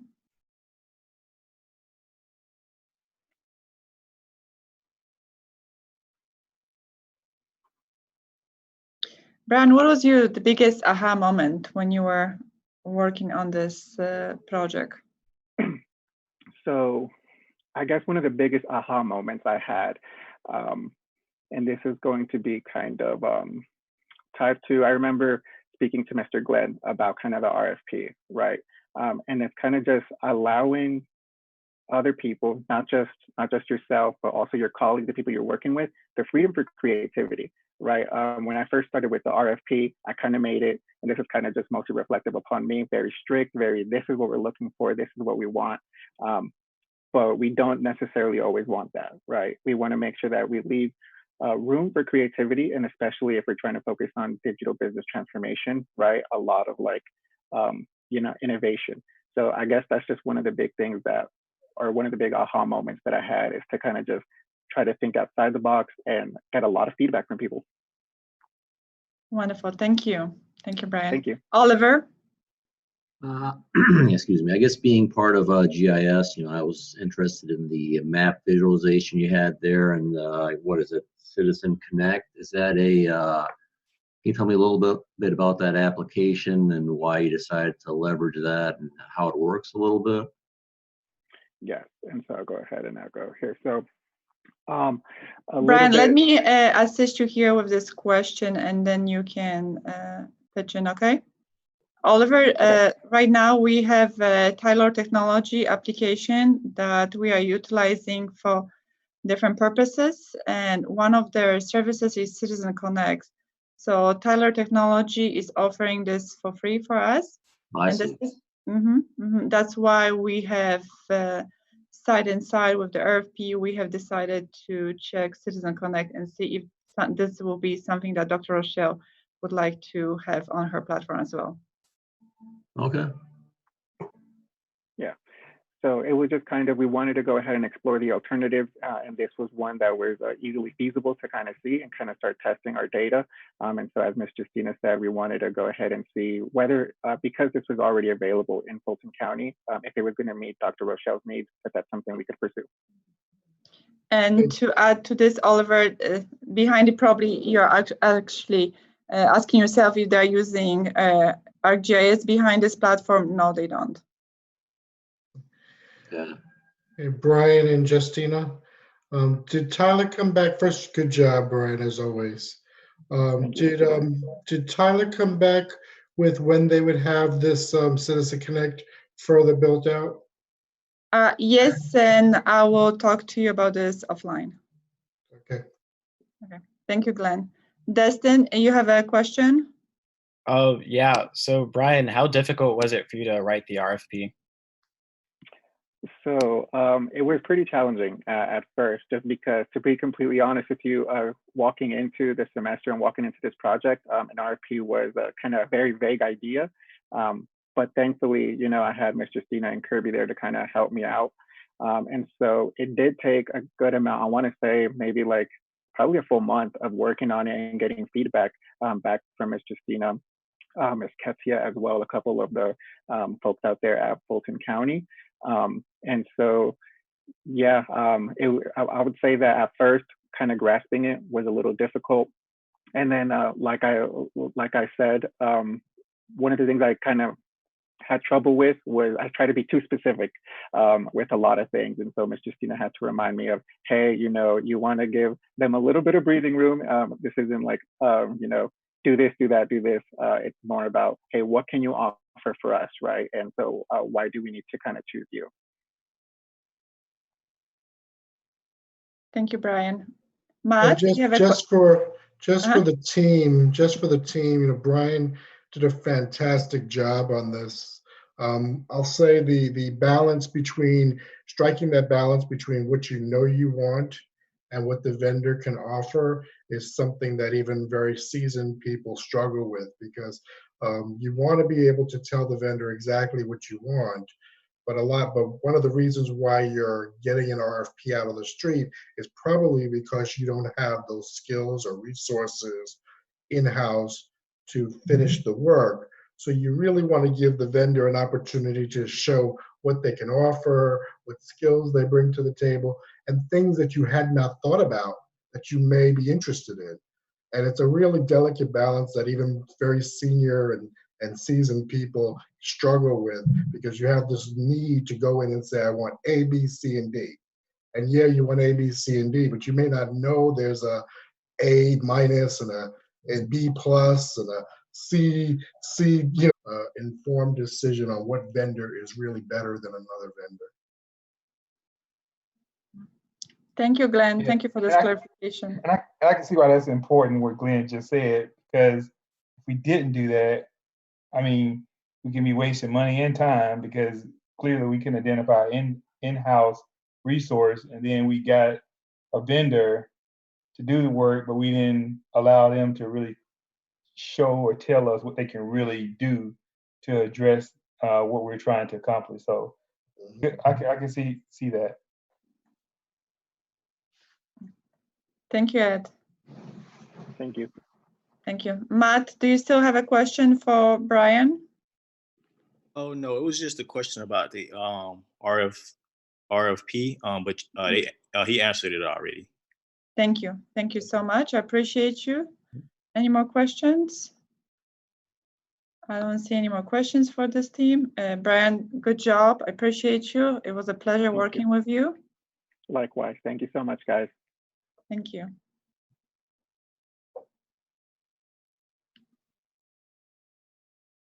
We'll have a next team joining us. That will be the last team before our break.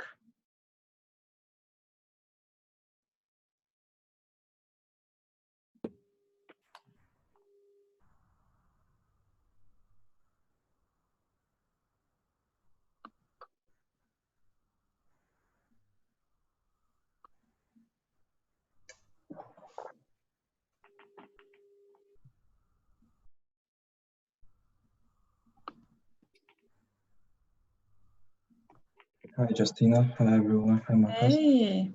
Hey, good afternoon, everyone. Hi, Good Sherry. afternoon, Sherry again. Yes.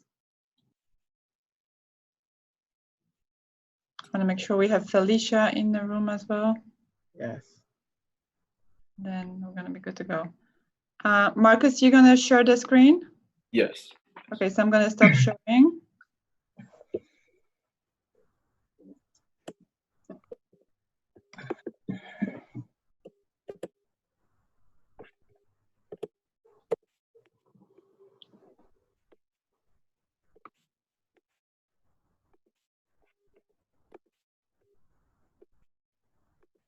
Give me 1 second. I'm just waiting for Felicia to join.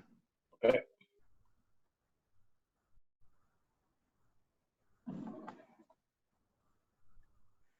Sherry, do you know if she's done with her meeting? Yes, she told me she was joining then. Okay.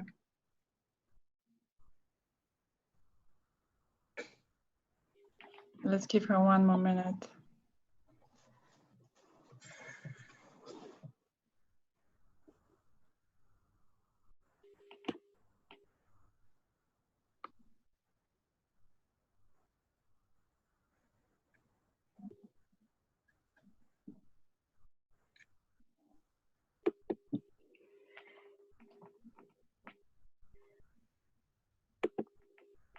Okay, I think we can proceed with the presentation. And Nathan and Kirby, if you guys are going to see Felicia Whitaker joining as an attendee, please move her to the panelist.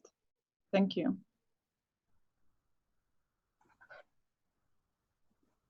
Okay, so we are ready to begin? Yes, please. Okay, awesome. Well, I hope everybody and their families is doing well. Thank you for joining us and tuning in to the annual maintenance contract review presentation. I'd like to begin by introducing the team members. You have myself, Marcus Graves, and you also have Ray. I'll also like to introduce our project sponsors. We have Sherry McNair. She was our client. She gave us an overview of the contract review process, the project overview, and our user requirements. We have Justina Greenhook. She was our project sponsor. She made sure we was on top of our project deliverables and made sure that we had authorization and met with executives we needed to meet with to have a successful project. And Felicia Strong Whitaker, she was our co-sponsor. She made sure that we had the files, documents, and contracts we needed to have a successful project as well.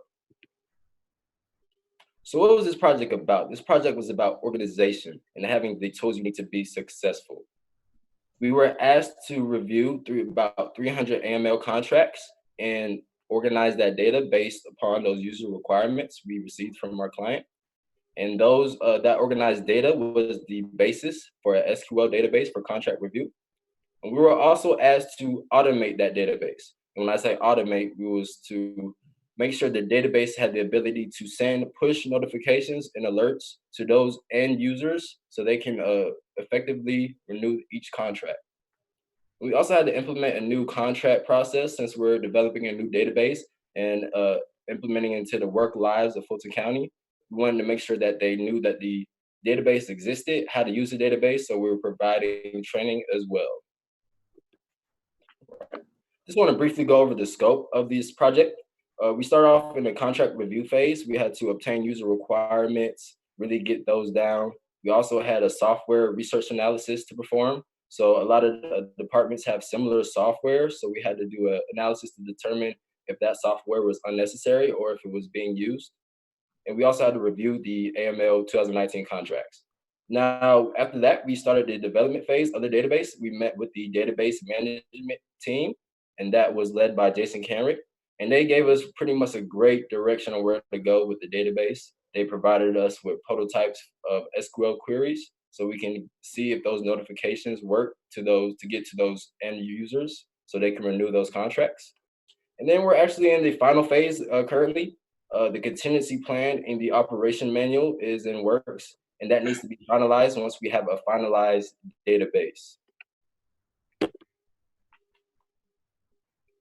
Our project starts from January 17th, 2020. Our project is mainly divided into 5 phases: preparation, design, build, development, and close out. In the preparation phase, our team mainly carried out the project plan and requirement analyzed. After 14 days of preparation phase, we conduct 5 days of design phase. In this period, we classify the collected contracts and adjust our plans and models from the conversation between sponsor, co-sponsor, and colleagues.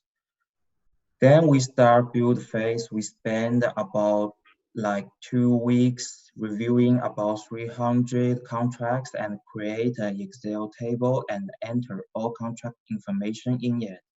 In development phase, we first update the data and process it. Now we are still in close out phase.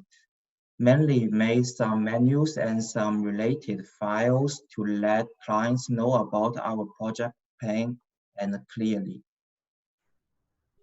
Thank you, Ray.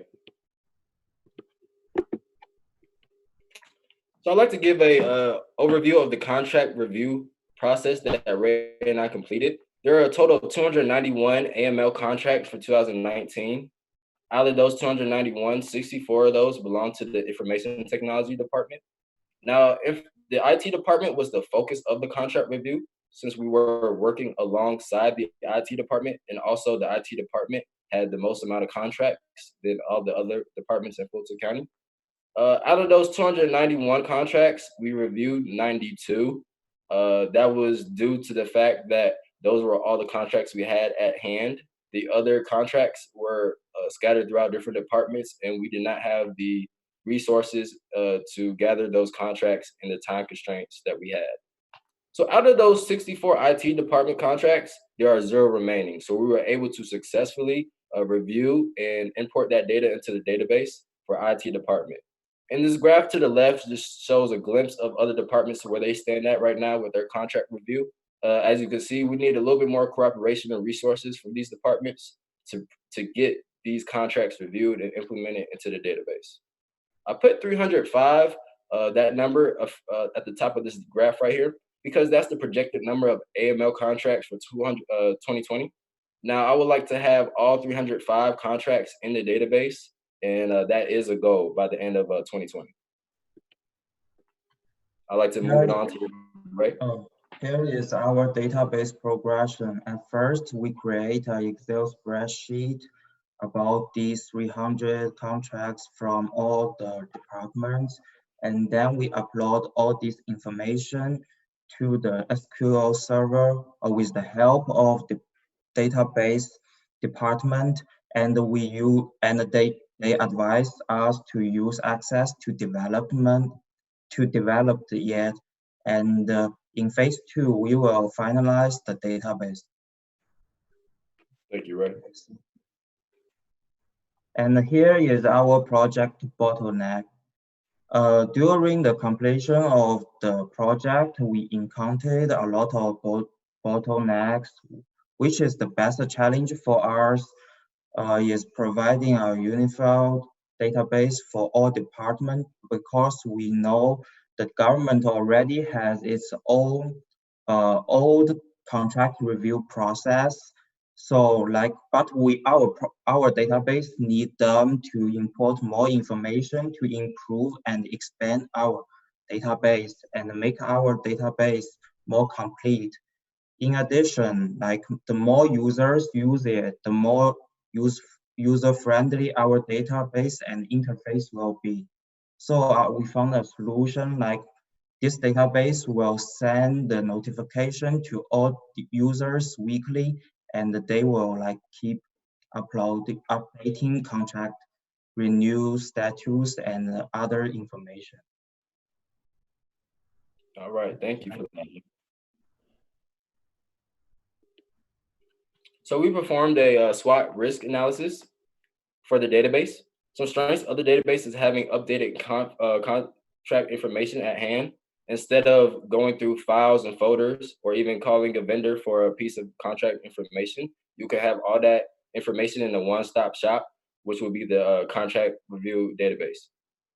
A weakness of the database is that users will have to update the database manually. Now, since it's not one sole user reviewer of all the contracts in the database, I feel like it is feasible for each user that's responsible for their own contracts to update that information accordingly. So opportunities of the database, all of Fulton County will be able to use the database. I feel like this is very beneficial to the whole county. We just have to make sure that they are aware of the database and how to use it. Now, this can save a lot of time for Fulton County. They can complete other tasks since they don't have to rush to renew contracts that are about to expire. They will know months in advance of when these contracts are about to expire and can renew those effectively. And a threat I would just like to point out of the database is server reliability. Now, I have been informed that by the response team that this database is backed up every hour by the hour, and this risk is mitigated to that response team. So they will handle any server crashes And we just want this database to be available 24/7 if this is going to be a single source of contract review. It is our contingency plan. It is used for risk management for an exceptional risk. These solutions are aimed to solve these problems that user may encounter in the future when they use the database. But this still not really complete. This will be updated continuously. As the database is used, we will keep receiving more user experience and more risk and problems will be taken into account. Thank you, Ray. All right, and I'd like to end off this presentation with a few takeaways that Ray and I really gained from this experience. It has been a wonderful journey. And I just like to start off by saying that Ray and I really learned the difference between presenting and giving reports. In the beginning, Ray and I were really just presenting information, our ideas, and what we've done so far.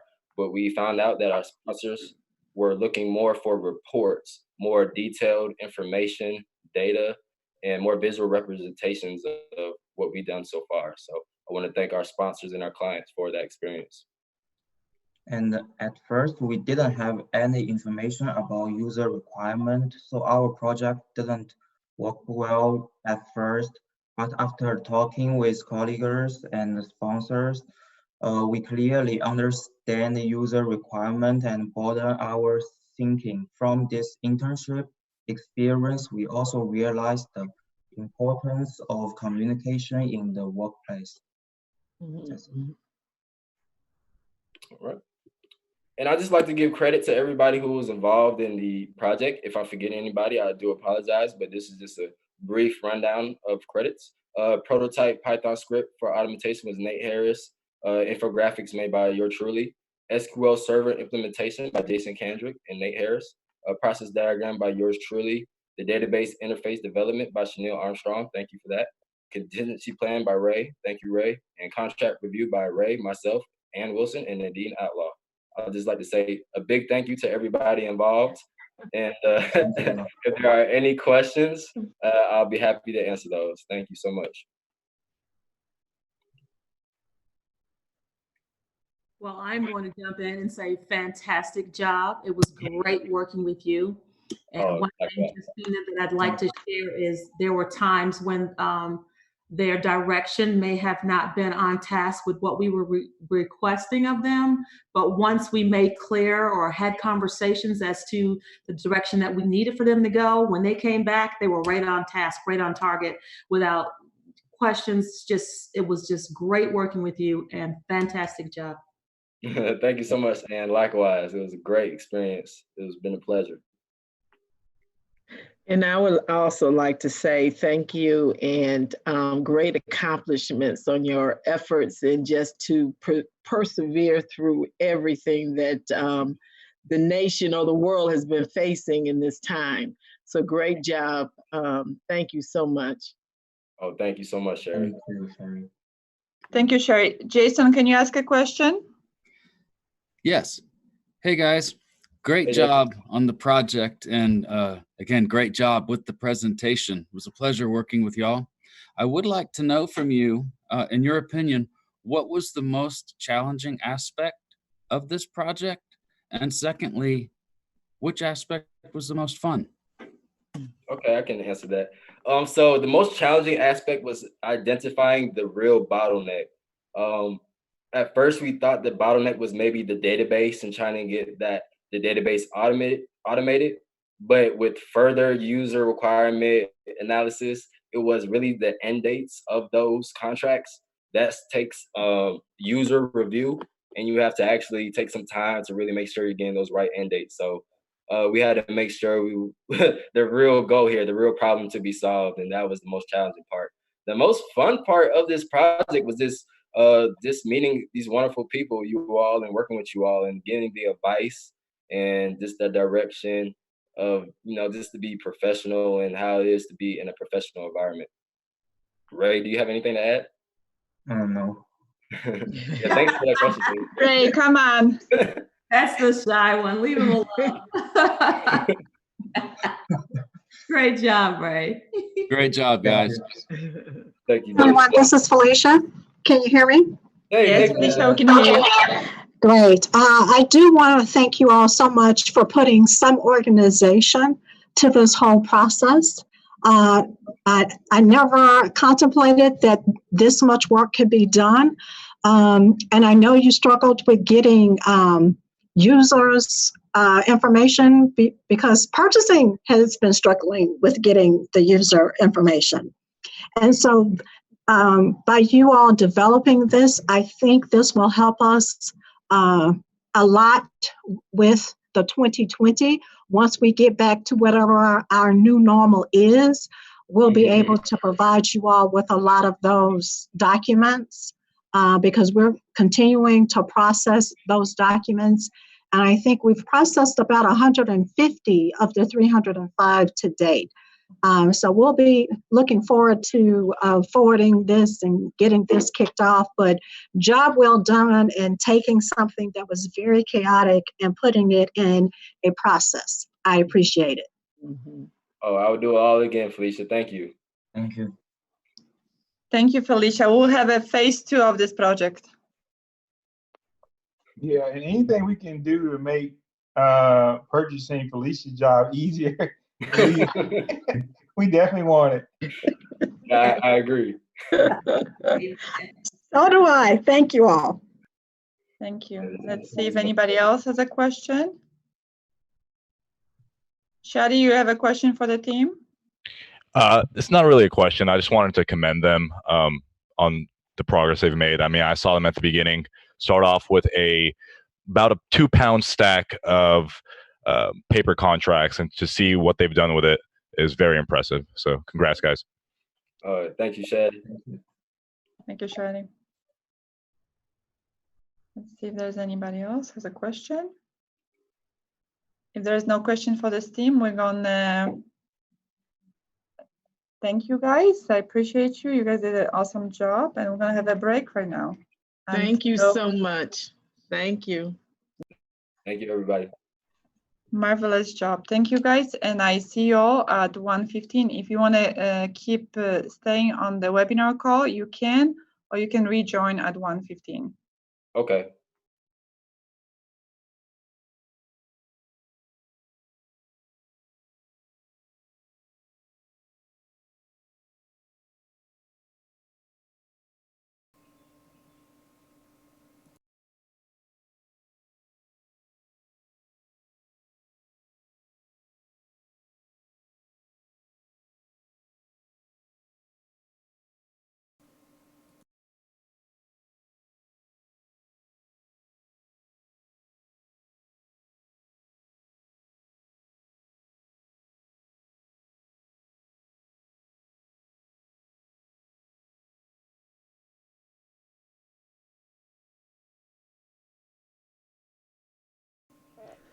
Given the sensitive nature of their material, the 2 presentations immediately following intermission will not be broadcast on our YouTube stream. Please join us again at 1:45 for the remainder of our presentations.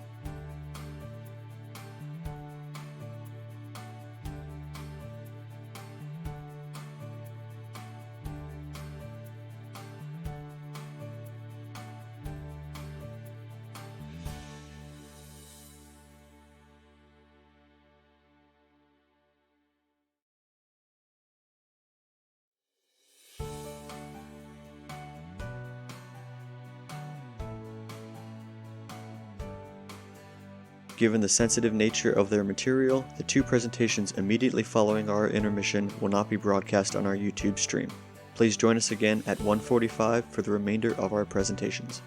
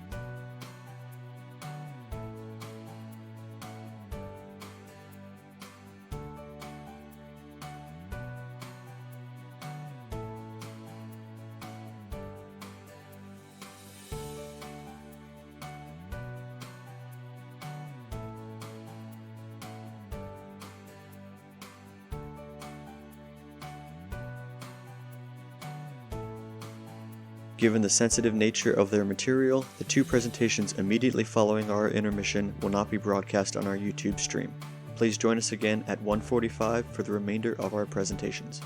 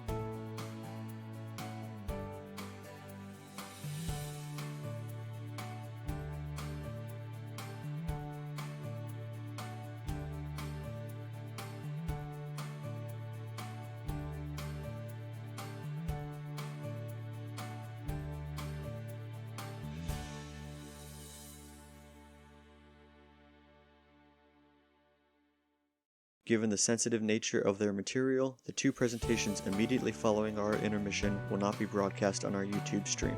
Please join us again at 1:45 for the remainder of our presentations.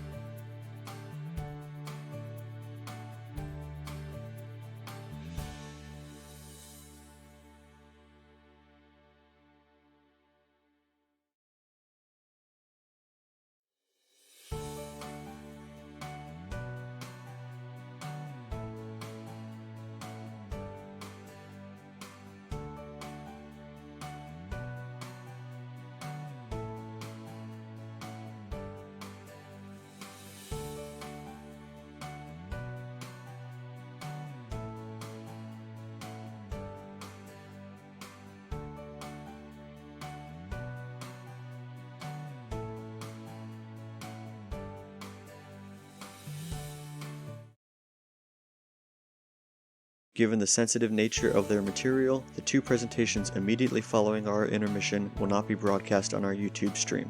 Please join us again at 1:45 for the remainder of our presentations.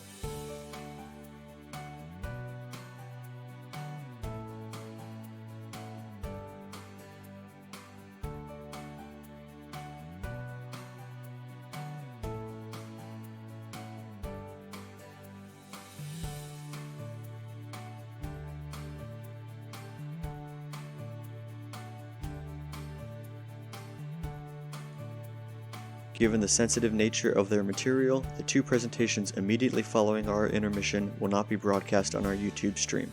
Please join us again at 1:45 for the remainder of our presentations.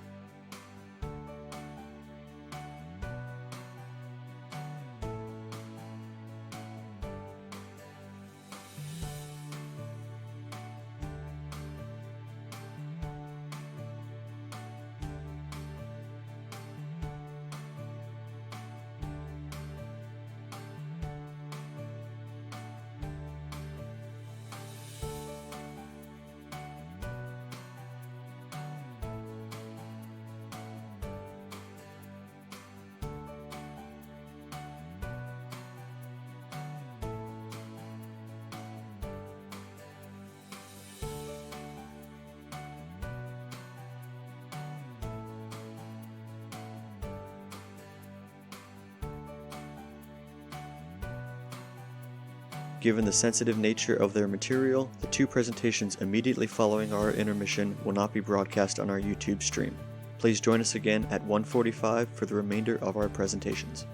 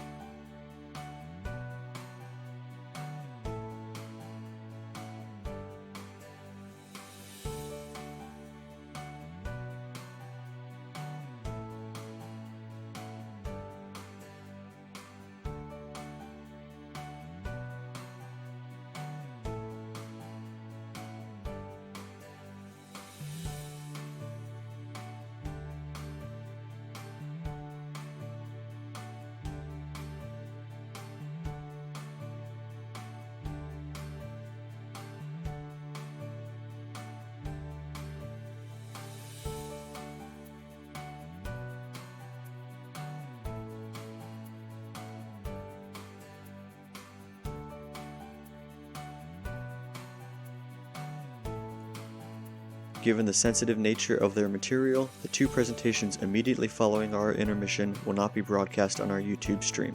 Please join us again at 1:45 for the remainder of our presentations.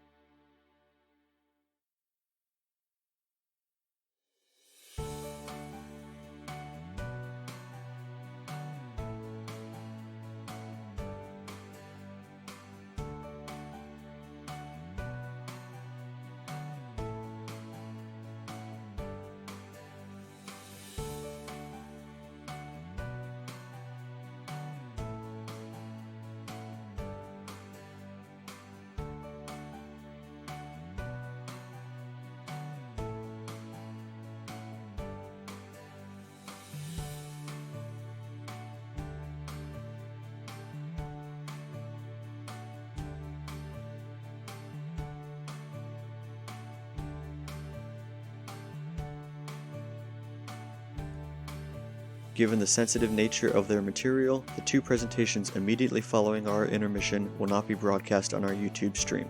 Please join us again at 1:45 for the remainder of our presentations.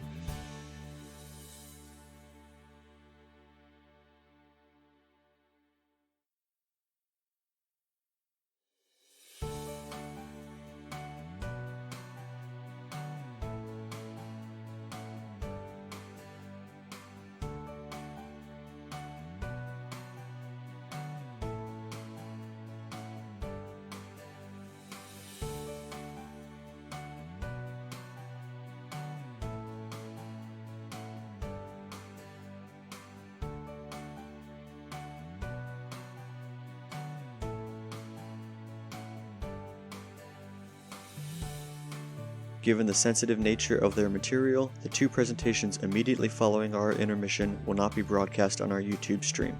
Please join us again at 1:45 for the remainder of our presentations.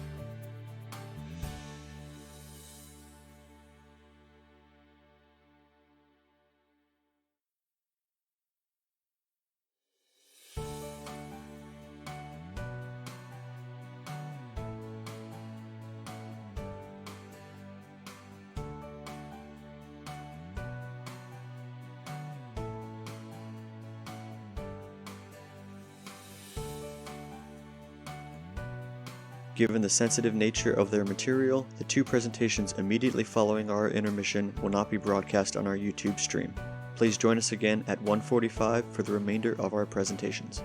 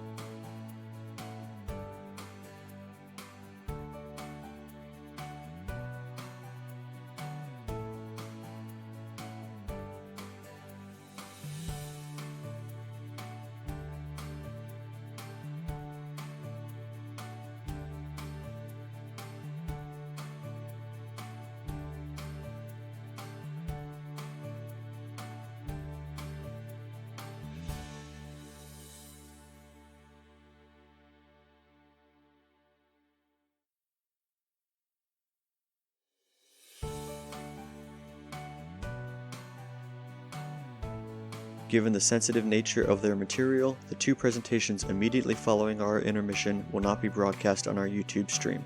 Please join us again at 1:45 for the remainder of our presentations.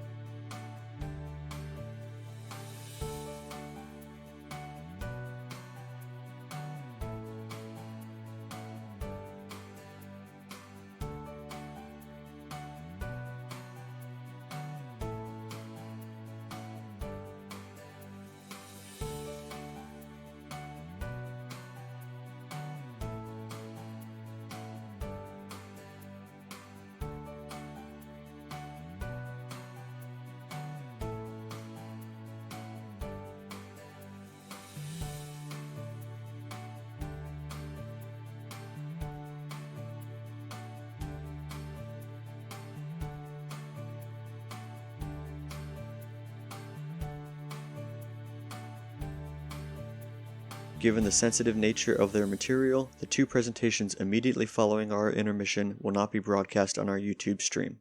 Please join us again at 1:45 for the remainder of our presentations.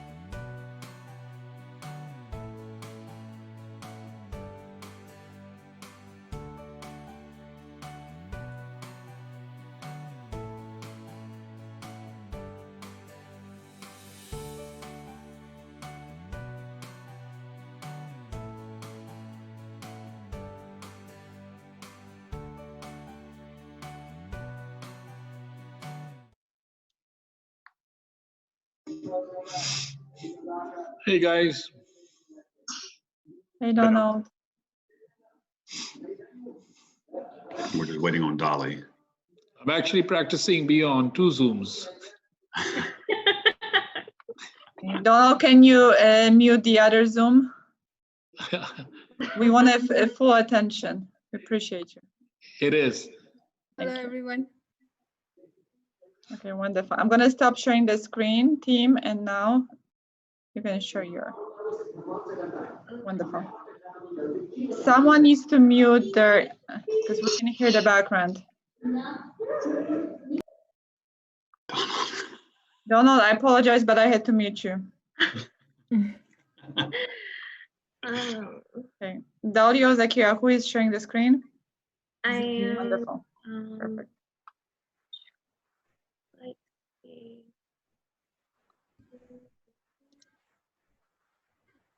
All right. Hello, everyone. We are the Tableau server upgrade team. My name is Zakira Gallman, and my partner is Dali Kadwala.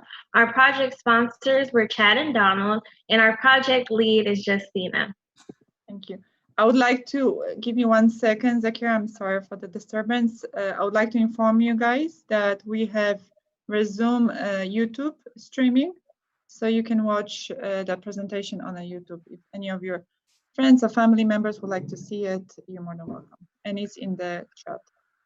Welcome, YouTube family. Okay. So our project overview. Fulton County is currently using Tableau Server 10.5, and the latest stable version of Tableau Server and desktop are 2019.4. So our project scope was to research, analyze, and document the feasibility, the cost, the risk, and benefits of upgrading Tableau Server for Fulton County.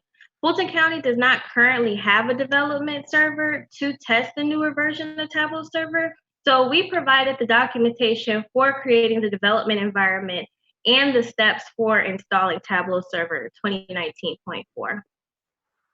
So a little introduction to Tableau. There's 2 parts to it, Tableau Desktop and Tableau Server.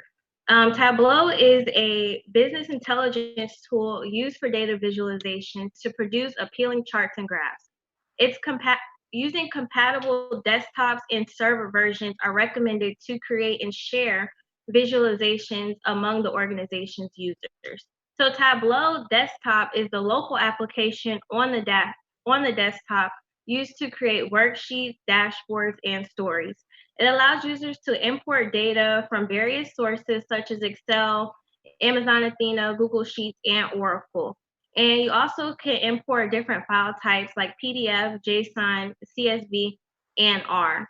And once the visualizations have been created, you then switch over to Tableau Server, which is an online hosting platform where you publish and share and collaborate on the dashboards, workbooks, and stories that you previously created on Tableau Desktop.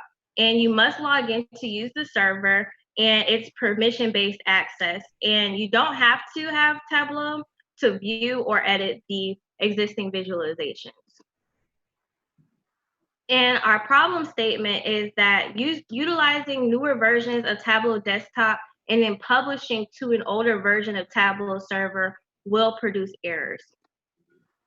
So here's our as-is diagram, which shows the process different users experience when using Tableau Desktop and Server. So to the left, the server admin will install Tableau Server to the application server, access Tableau Server portal online, activate their license, administer keys, and then send invites to everyone else. So the site admin will then sign on, activate their license, activate their keys, and then grant permission to groups and individuals.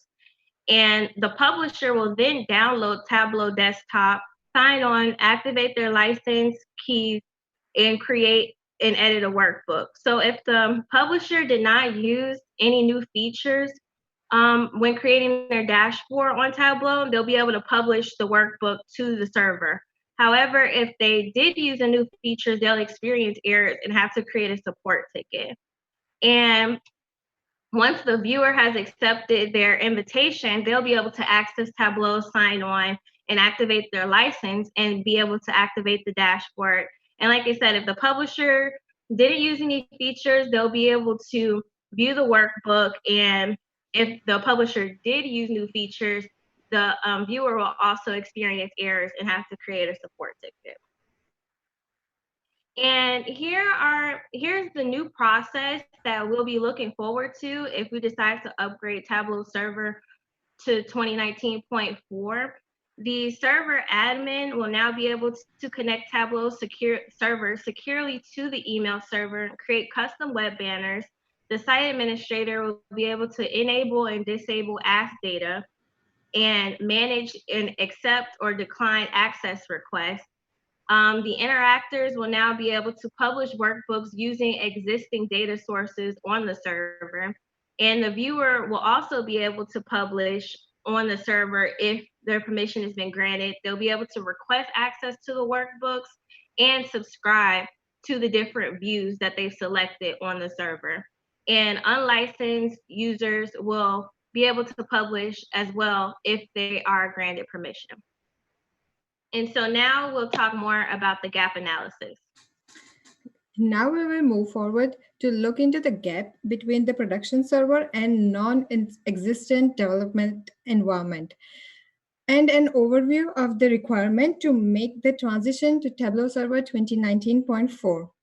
In one of our workshops at Fulton County, we tried to publish a dashboard which was made on 2019.4 desktop version to the 10.5 server version that we at Fulton County has.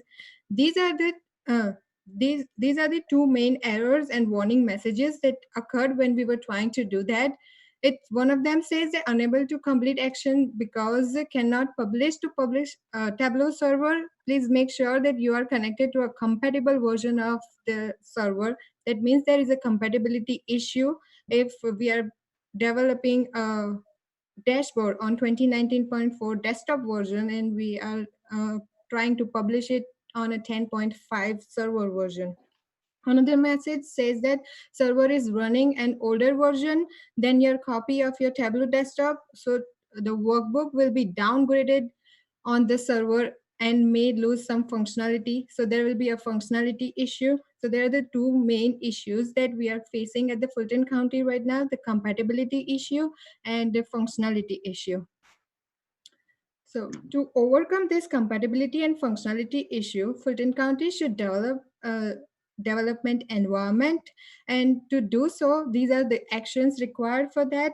We can develop a development environment, then install and configure a Tableau server on it, then test the development Tableau server software on the development environment. And once everything is perfect and correct, then we can deploy the production server.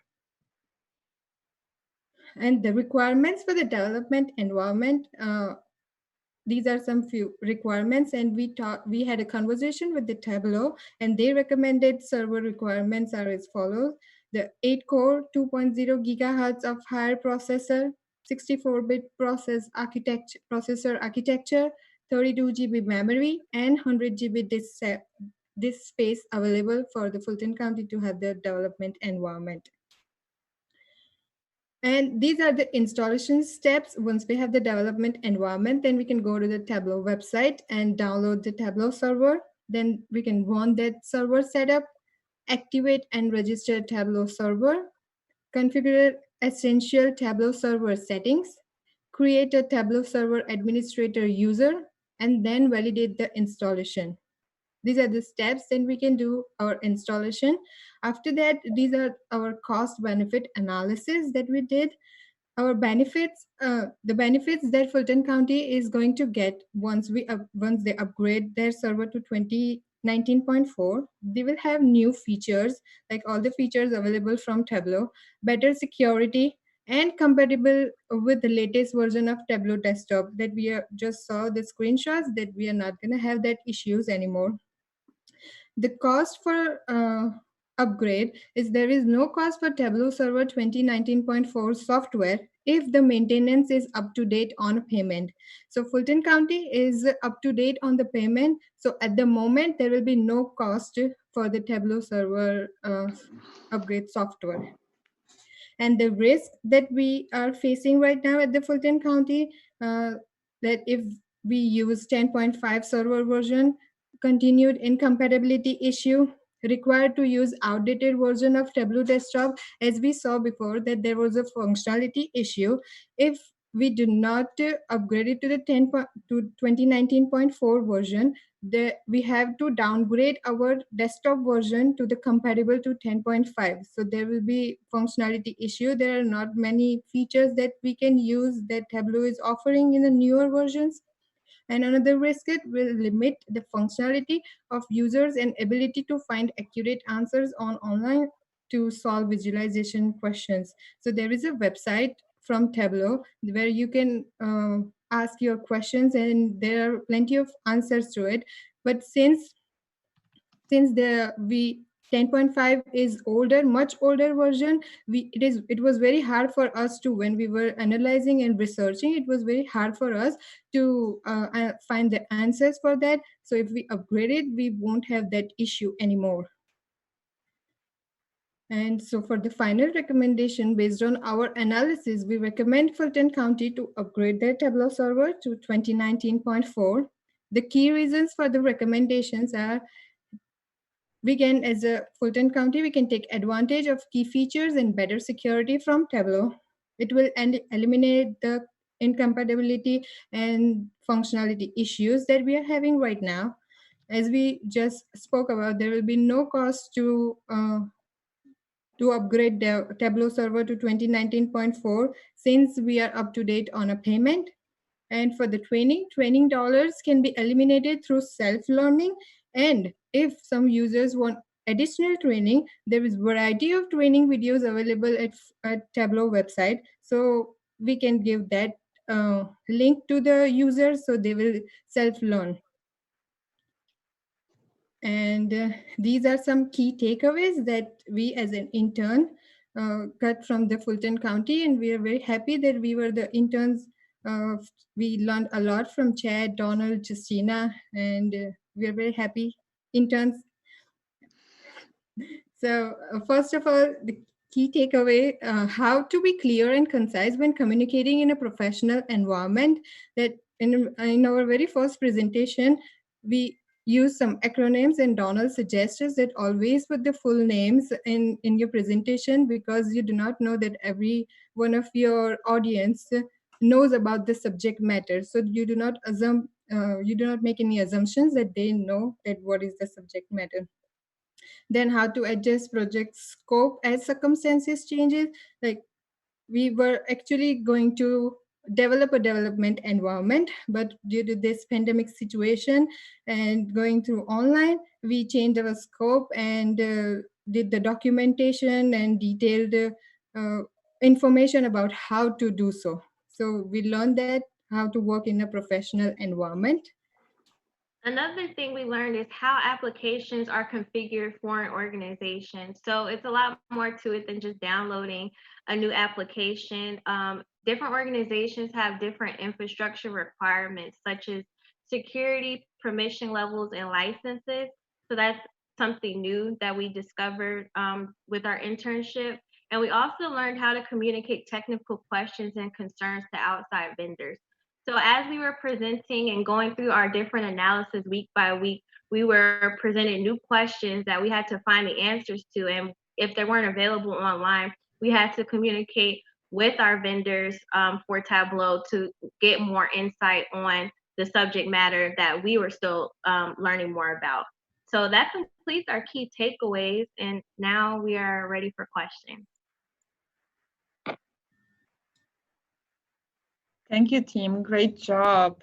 Right. Thank you. What appears and what will go forward. So we're still going to get the same check. I mean, there's going to be any time where we charge Donald. the employee. Yeah, I got to say that I'm very impressed with this team and the other team. I couldn't participate in the morning, but you know, I was kind of tough on them because I wanted to get get them used to the real world. You know, when the going gets tough, the tough gets going, and I think they really came up to my expectation.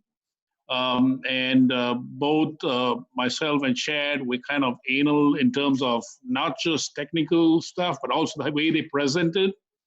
And the way, even spells, little things, we were very particular, including how they present the logo. I'm sure Zakira and Dolly were saying, man, what did we get ourselves landed with? But at the end of it all, I'm pretty excited and delighted. I think they definitely deserve a big A+ on this project. Thank you, Donald. Let's see if any of the attendees have a question for the team. Please raise your hand if you have a question.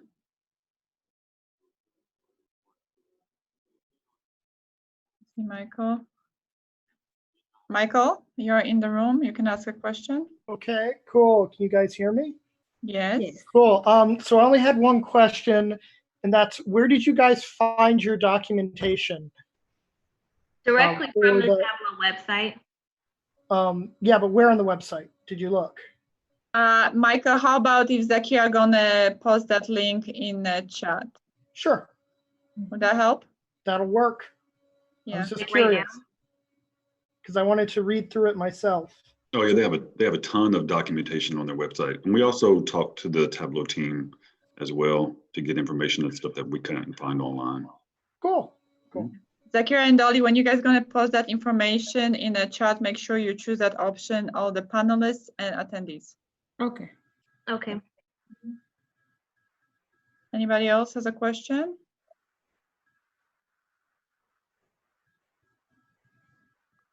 I don't see.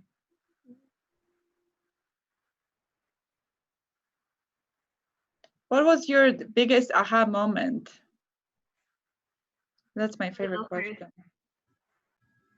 Biggest aha moment when we've presented for the first time in front of in a Fulton County environment. It was new for us. Until now we presented in a room full of students. We know that they don't know, we don't know, so we are in this together. But here we were presenting in front of you guys. The first experience was great, and the first presentation went great, and you guys applaud us, like me and Zakira. You guys said that great presentation visually and the information too. So that was the aha moment. We were like, oh, we did it. I would say the biggest aha moment or adjustment is learning like the corporate protocol. So like being that we're presenting, but being ready for questions and different comments, and just really just adjusting to that. We're just not presenting. It's not just a one-way street, but that it's a dialogue, and just being open and not totally thrown off guard that we're going off script, off cue, and just really being open and adjustable to the meetings each time and preparing for the unexpected. Wonderful. Yeah, I want to say, it's been great working with these ladies. They have really shown such great progress, and in an environment that has been changing for all of us. They did have a scope that changed because of constraints that all of us are faced with. So they adjusted great and accordingly, and they bounced back very quickly. And I'm so proud of them. I mean, even though we didn't get a chance to actually develop or implement the development environment, the work that they did, the groundwork to prepare even another team to come in and take over was phenomenal. And I applaud you guys. Thank you. Thank you. Chad, you have phase 2 coming. Right, that's right. And make sure you pause those ladies, keep them informed about development, about this. Absolutely. Yeah, we may need them again. Yes, Sure. yes, you never know. I'm sure this whole thing has been useful to us when we actually upgrade to Tableau. I was asking Chad, can we do it right now? But obviously because of time constraints, we can't. The Dali and Zakia, you never know, you may get a phone call either from me and Chad. Now, tell us exactly how do we do it? Sure, sure. And we would like to know, once you upgrade it, we would like to know that. But the granular documentation that you guys provide is going to help a lot. We couldn't really share in a 15-minute presentation, but it's going to really help a lot. And I appreciate it. Wonderful. Thank you so much. Great job, team. And we're going to proceed with next team. Thank you so much, guys. Thank you. Please don't leave. We're going to still see you at the end of the whole webinar. Okay. Thank you.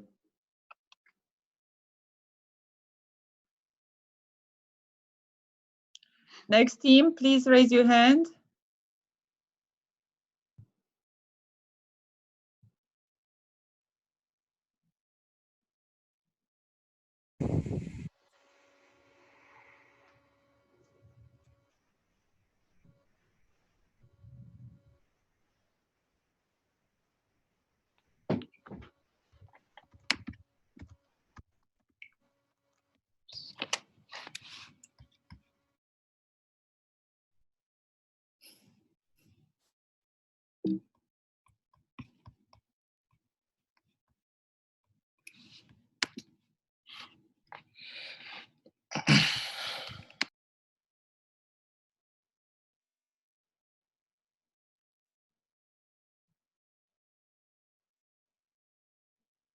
Wonderful. We have Aisha, Jacqueline, and where's Destin? Yep. Are you in? Yes. Can you see me? Oh, okay. You are right here. Yes. And Steve Williams. Yes. Steve, can you unmute you? You're wonderful. Yes. We have everybody. Okay. I'm going to stop sharing and you can start sharing your presentation. Okay. All right. Can you see that? Absolutely. All right. Let me just move this little window. All righty. I think we're ready. Wonderful. Awesome. All right, so good afternoon, everyone. We are the analytic model deployment team working with the Strategic Performance and Management Office, and our sponsor is Steve Williams. Dustin Atterbury is our team lead, and Aisha Anwar, and I'm Jacqueline Buckenager. We're developers. Alrighty, so a little background about our project. Currently, the county is looking for new ways to deploy models for their current business needs.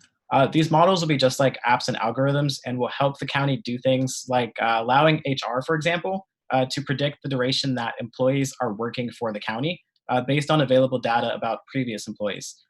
The scope of our project is not necessarily to create these models, but to test and recommend deployment solutions that can help us reduce barriers for non-technical users. So we have, So we've searched and done a little bit of criteria searching, and we found that we've got 3 options: Azure Machine Learning, Scikit-learn, and IBM Watson. So after evaluating with our criteria, we focused on 3, which were the cost, which is low cost to the user, minimal coding experience required for the end user, and also versatility in the sense that it can be used for multiple purposes across multiple departments.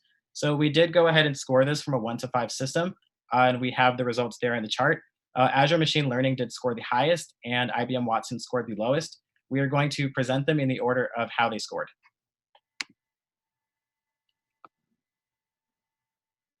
All right, so I talked about Azure Machine Learning. It is a cloud-based environment used to train, deploy, automate, and manage and track machine learning models. It offers 12-month free trial with a $200 free credit, and it always has above 25 services for free. It has a drag and drop module to build and deploy models that we'll look at later, and it is also compatible with R and Python. In the next slide, we have the pricing for Azure Machine Learning. So as I discussed earlier, 12-month is free, where we can run 1,000 transactions, which is we can deploy 1,000, we can run 1,000 models. And then they offer $100 per month service, which is the standard S1, where we can run 10,000 models. And then we have the $1,000 per month service, where we can run 2 million transactions. And lastly, we have the $10,000 service, which is the S3, where we can run 50 million model. So the one that's most compatible for Fulton County is the $1,000, where we can run 2 million transactions.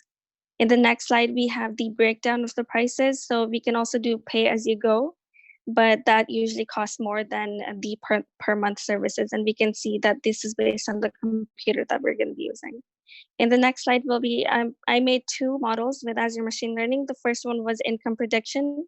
This is what the actual model looks like. In the next slide is the web services of this model. So there's a button on Azure Machine Learning that you can click. It's called web services. And then it transforms the model that you make into a web service, and then you can deploy it. On the right side, you can see that I've actually given it some data, and it's predicted that this person earns less than $50,000 per year. And it also gives you the score probabilities. And I also made another model, which is the automobile price prediction. This is what the actual model looks like. And in the next slide, we have the deployed model. And on the right side, you can see that it predicted the price of the car. And then it also gives the actual price. So it's almost exact same price. So it's a very accurate model. Now we're going to be talking about scikit-learn.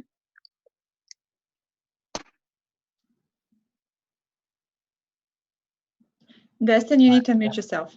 Sorry about that. So for our next tool, we'll be using scikit-learn. What it is a machine learning library for Python. It requires Python 3.5 or higher to run, and it's available for Mac, Linux, and Windows.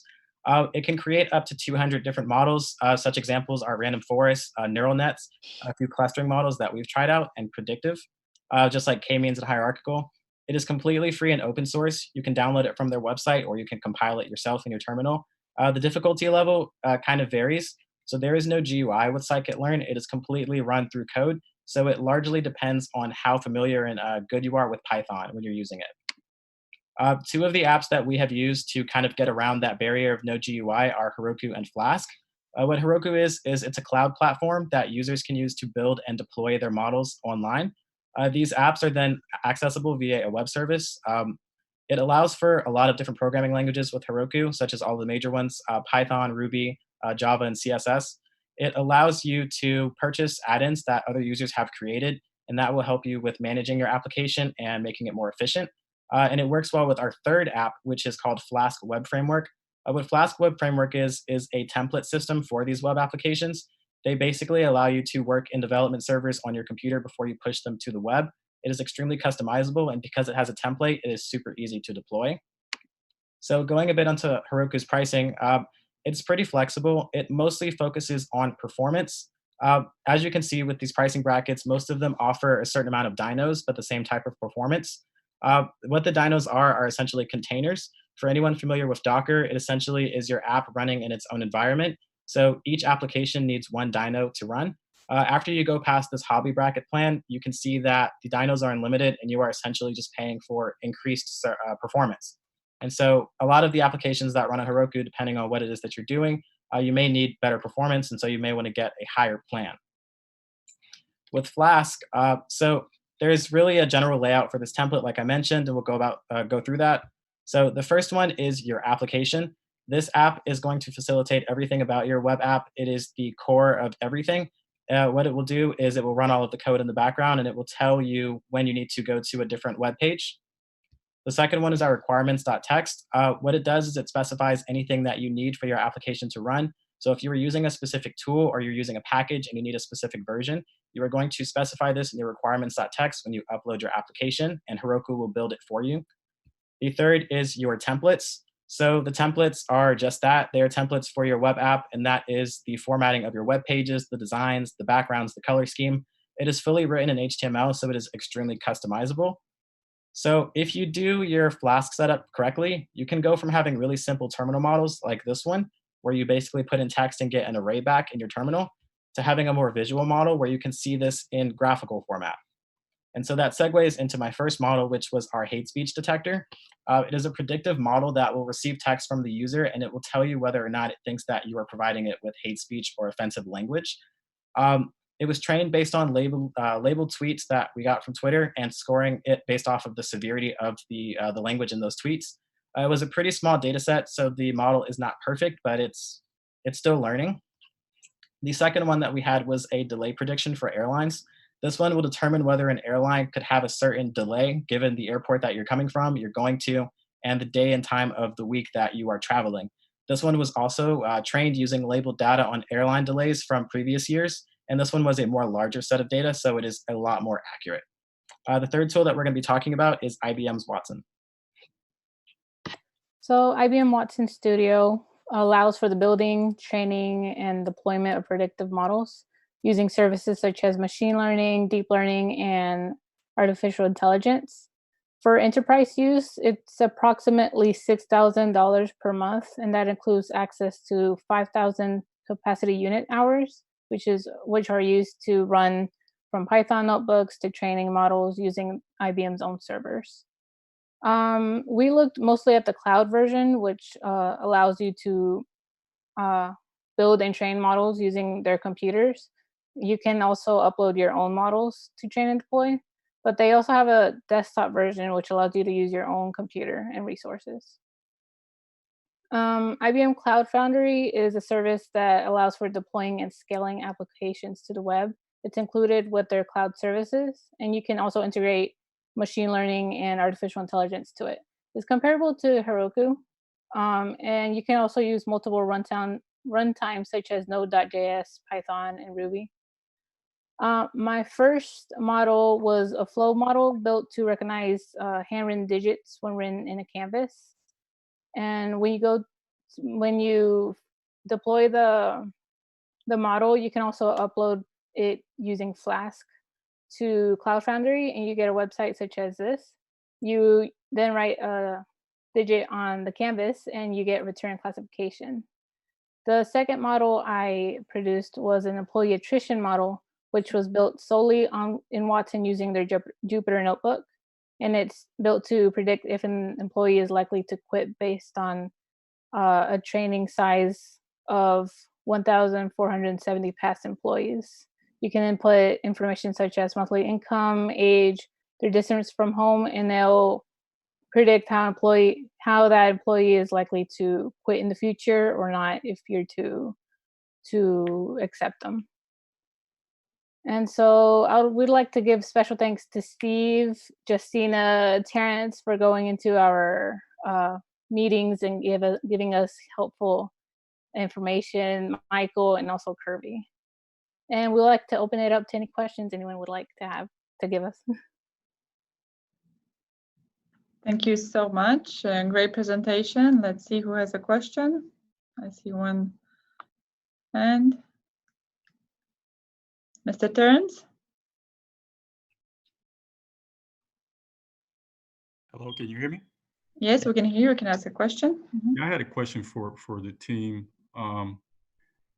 Data science is such a vast landscape, and I know from listening to your presentations that a lot of time the science was changing around you, Destin. I know you had some frustrations with your code, and I was just wondering, given what you've seen now and how vast that landscape is, and when you factor in the fact that you're using open source stuff, how is that affecting your appetite to continue with the data science stuff?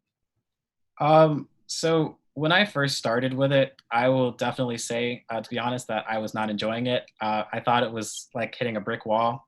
There were times where it's, like you said, super frustrating because things wouldn't work. I think with data sciences and how everything kind of changes, it's one of those things where it becomes more appetizing as you get it right. You know, there were days where I would sit at my computer and I would be coding for hours on end. It actually took me 7 hours straight of coding to fix my hate speech model on the web. And it's one of those things where once you get it working, you're like, okay, cool. Like now I got to do the next one, because I don't know if you guys remember, but I actually had built the hate speech one back in, I believe, February, but I was not able to get it deployed properly. So I kind of abandoned it. And then I switched over to the airline models, but I decided to give it another go last week, actually. And I sat down and I was like, I'm going to literally code this until it works. I think that at the end of the day, I had pushed updates to Heroku 23 times to rebuild the application. And then it finally worked on the 23rd time. And I was like, I'm not touching anything. But it was very rewarding because then I was like, okay, cool. Like, I actually really enjoyed that. Thank you. Jacqueline, Aisha? Well, the question was for open source, but just we talk about our experience. Mm-hmm. Okay. So IBM Watson, really interesting.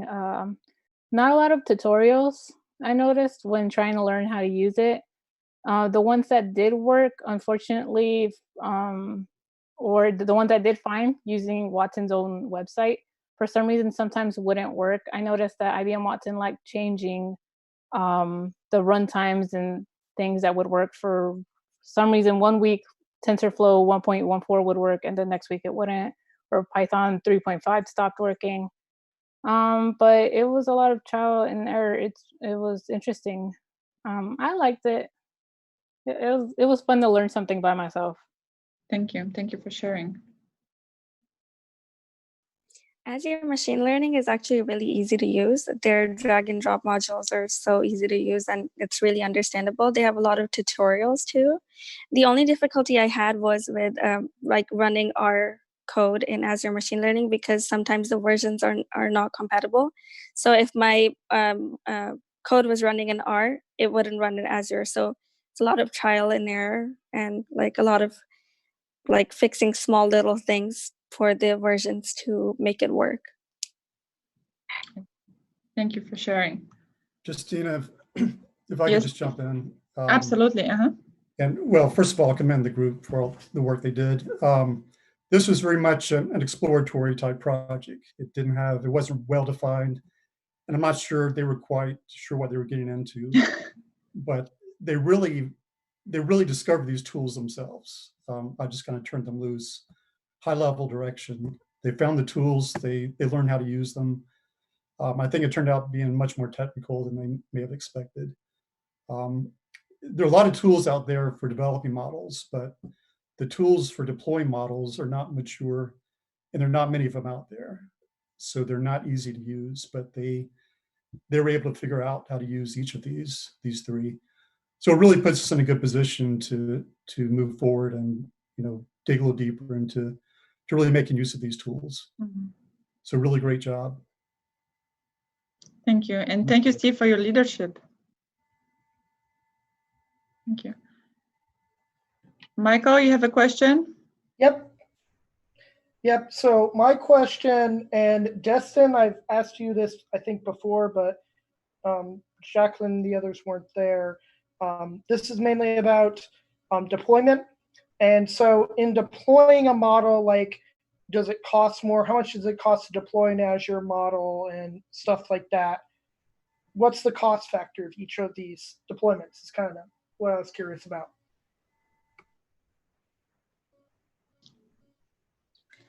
For Azure, it depends on the computer that you're using, and some of the deployment is also included in the 3 versions that I talked about for the $100, the $1,000, and $10,000. So it just depends on how many models you're deploying. Mm-hmm. So for deploying, you mean like deploying a model, or for using, like, uploading it to a web app? Like actually deploying it like to the web app and the web service and stuff. Okay. So deploying it is, at least for IBM Watson, it's free. The thing that it does cost is actually running the web application, and that depends on the runtime for IBM Watson.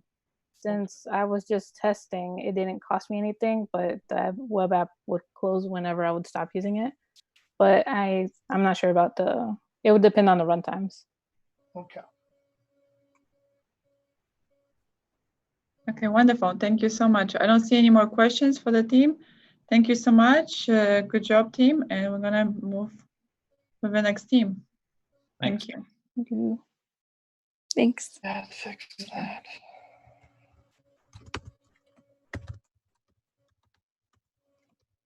Please raise your hand if you are participating in the next presentation.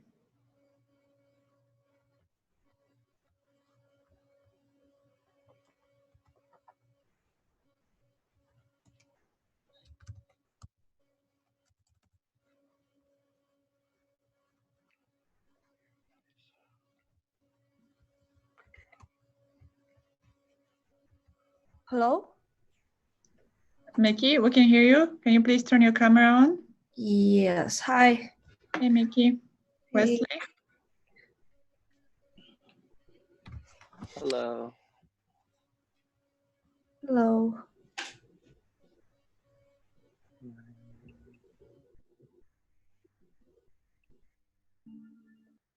All right, you guys can see the screen?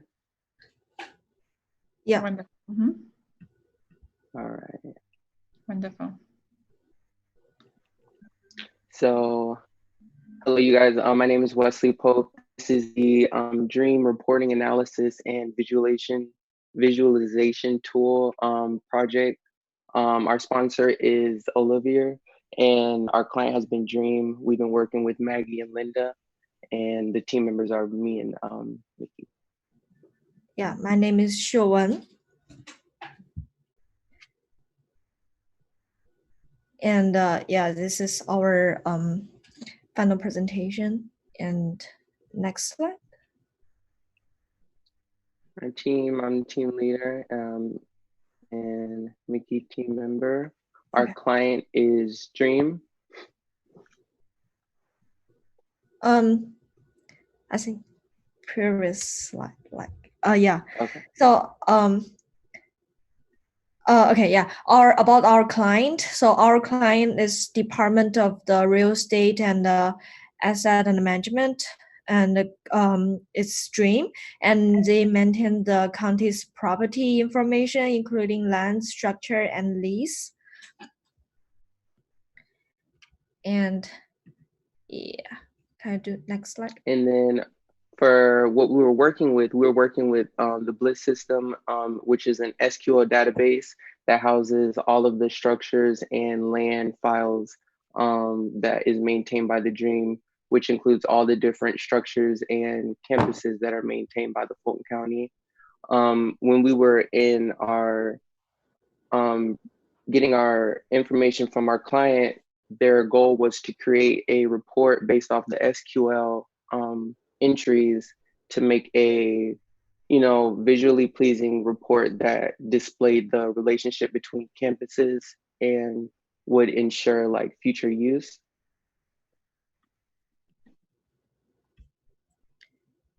So about our campus, so our campus is like structure and land parcels. So there's a one-to-one relationship and the multi relationship. So for the multi-campus, it's more like the multi-structure on the multi-land. So it's called a multi-campus. So that's our one of our challenge to make a report. So it's because it's like the multi structure and the multi-lands, because we have to figure out the relationship between them. Yes. So like she stated, some of our challenges were establishing those relationships between the structures and the land parcels to create a campus. But then in certain situations, there was multiple or many-to-many. So we had to find a way that we could visualize that. And in the past, Dream in the Fulton County IT department, they were using Report Builder, and they encountered several issues with like exporting and like usability, availability. So that would, appease everybody's needs. That led us to our project scope. Yeah, for our project scope, so we are making a clear and a concise report intent for those now versed in real estate and asset management to view and understand the data. So, and the report must be present relevant information and in a coherent and informative layout. So that means like we have to make a report that's like easier to understand, because in our database there's over like 2,000 records in there. So and they don't have like the organization. So we have to organize the records and make a clear and understandable report. Yes.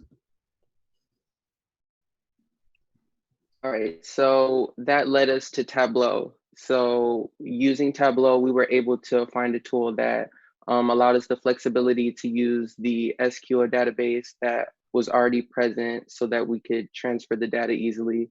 A big factor in the report was printability. So being able to print it, so when you're having different meetings, you could have it available for everybody to use.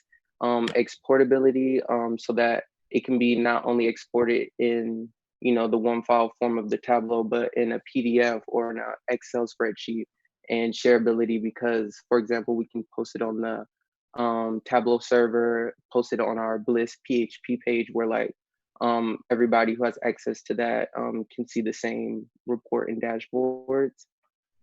This is a sample of one of the Canvas reports. You can see on the left, you have the site name. On top, we have the various fields that we collaborated with our client with that they determine were the most important when they're sitting down making decisions. Tableau also allowed us to include different tools. So we have the filtering on the right. So if you were to be looking at different campuses, multi or singular, you could view them and get all the information that you need. So for our solutions, we made the campus design, we made the campus report, and like we assigned the ID for the records, so it's make us too easier to complete the report. And we have the filter tool in the campus report.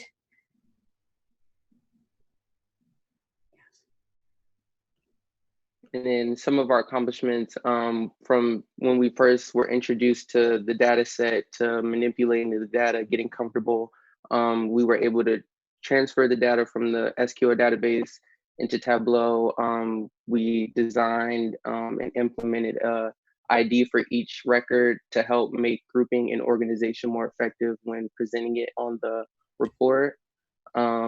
We crafted the actual campus port within Tableau using the different tools, using both the data types from the one-to-one and the many-to-many. And then we also drafted a user manual for our client to use, after we leave, so that they can maintain the system. About our learning experience and the lessons. So we figure out like how important to work as a team. So like we always have to have good communication, and we have to like figure out the things together, and we have to like solve the questions together. And also we figure out how important to have good communication with client. So we have to, because we need to know their user requirement, know the things, to know the like what they want us to do, what they want us to create. So this is a very important experience we learned. Also, like we have learned some working experience with SQL Server and Tableau. Yes, I agree with all of these points. Working with Mickey here, at the very beginning, we didn't know anything about, and not to say that we didn't know anything, but we weren't sure how we were going to be able to produce this. So between talking to the client, using different manuals online, and figuring it out, we were able to make a report for everybody that they could use. And that's really cool, because what we're doing is making an impact. And then we just want to give a special thank you. Our sponsor is Oliver. He helped us every day getting there, making sure that we were on top of our stuff. Maggie and Linda working with the Dream department, and making sure that we had all the tools and files we needed. Azar with the SQL database. Chad helped us out with Tableau. Estinia and Kirby, you know, it was a great experience, and you know, we had a lot of help from you guys, so it was really great working with you guys. Thank you so much, Wesley and Mickey. Maggie and Linda, you are in the panelist room. Would you like to add something? I don't have any questions to Wesley and Mickey, but I think they've done a really good job. I know that this project, the most challenging part is to understand the real estate concept.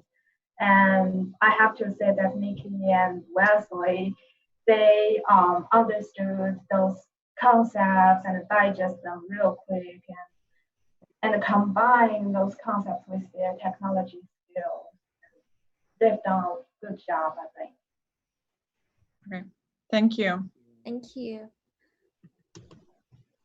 Any other questions from the attendees? Is that Linda? Go ahead. Yeah, I have a comment. I wanted to say how much we appreciate the work that this team did. In all that they did, I don't think we have expressed fully the magnitude of what they did. What their work was like an acknowledgement of a lot of work that had come before them, years of work and a lot from GIS getting us to this point, but we had arrived at a point where we really needed to bridge the gap from all that background into making something that was going to be useful. And this team, Mickey and Wesley, you surprised us. You took us over. And we really, really appreciate it. I know that we will have long-term use for what you all have done. There's still some polishing, there's still some learning that needs to be done, but it was just absolutely incredible what you have done for our division. So thank you. Thank you. Good job. Thank you. Okay, I guess I'll add on to that. I know coming in, it was sort of a challenge, not just learning and exploring Tableau software, but also understanding how real estate works at a government level. It's not just buying your house and that's the real estate. There's a lot more involved. So wrapping your heads around that was, I'm sure, it took a lot of time. It's a lot of terminology you have to become familiar with, and you took that on.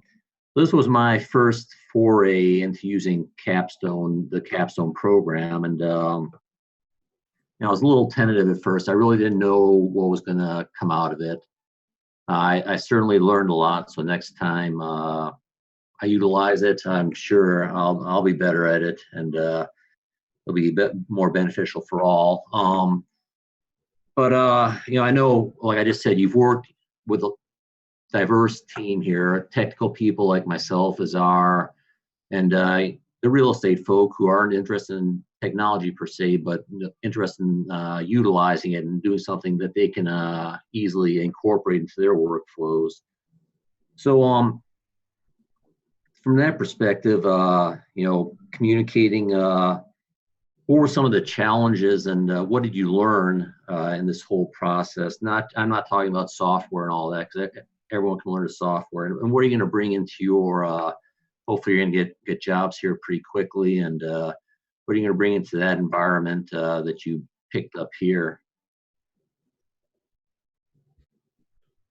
Well, one thing I learned was the communication was key. Like we said, learning experience was, reaching out to you guys. I was never afraid to ask questions, need more information, clarify something, review, like everything was done in a way to make it better for everybody. So that was just really fun and refreshing to see in the workplace.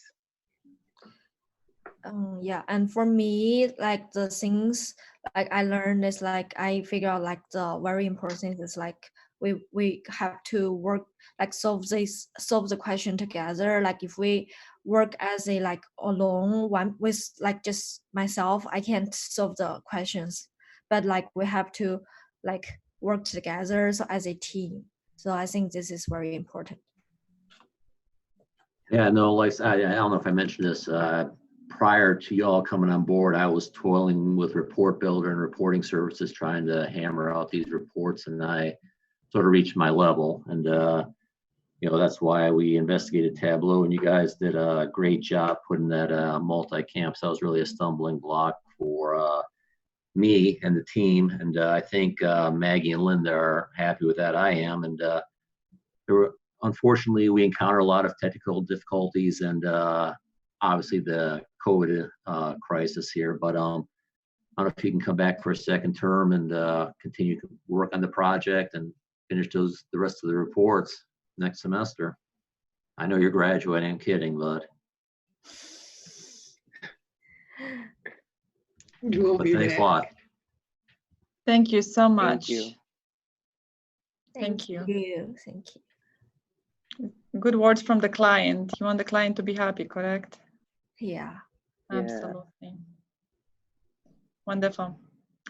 I don't see any other questions from the attendees. I appreciate you, and we're going to move forward to our last presentation. Please stay tuned. We're still going to have our closing remarks. So, thank you, Esli. Thank you, Mickey. Appreciate you. Thank you. Thank you.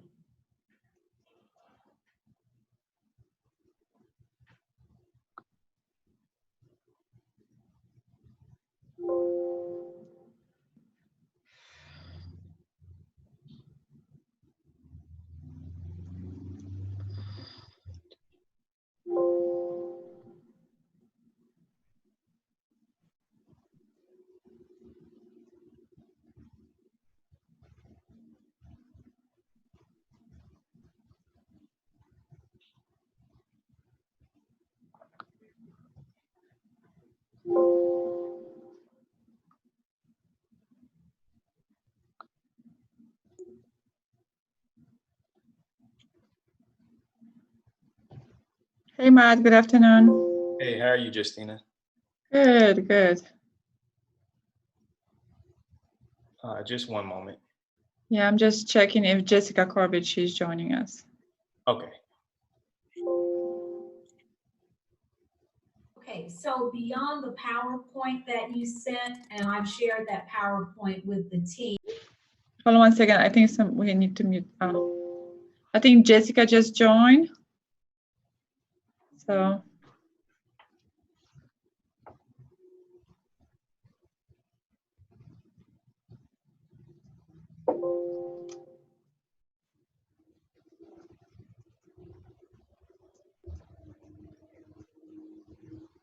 There's more to our response than testing, but I think Jessica, she's on the other call. So, okay. Yeah. Okay. Matt, you can proceed. Oops, sorry. Well, hello, everyone. My name is Matthew.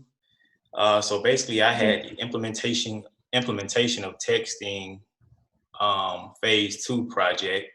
That was through the External Affairs Department. And that basically was through Jessica was the client, Jessica Corbett. You have Justina was the sponsor. And then I had a little help from Nathan Harris, Matthew Mayhofer, and Kirby Lou as well. But just to give you a little background as to what the project entailed, of course, like I said, it was the implementation of texting.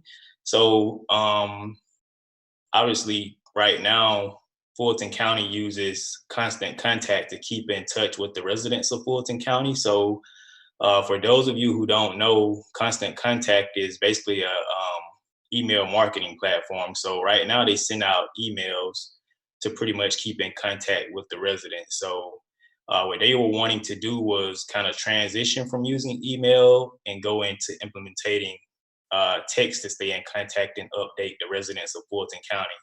And the reason for that was they want to implement it because they want to use it for the upcoming elections to keep the residents of Fulton County notified of, voter registration and whatnot.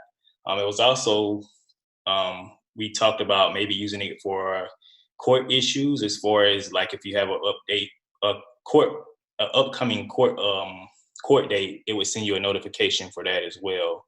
But that's pretty much what it entails. And we would do that through short code. And for those of you who don't know, short code is basically anytime you receive a text notification and it just gives you an update like respond with yes or respond with no based on what the message is about. But that's the overall overview of the project. So I'll go throughout the project and kind of give you a background as to what we did and the solutions we came up with.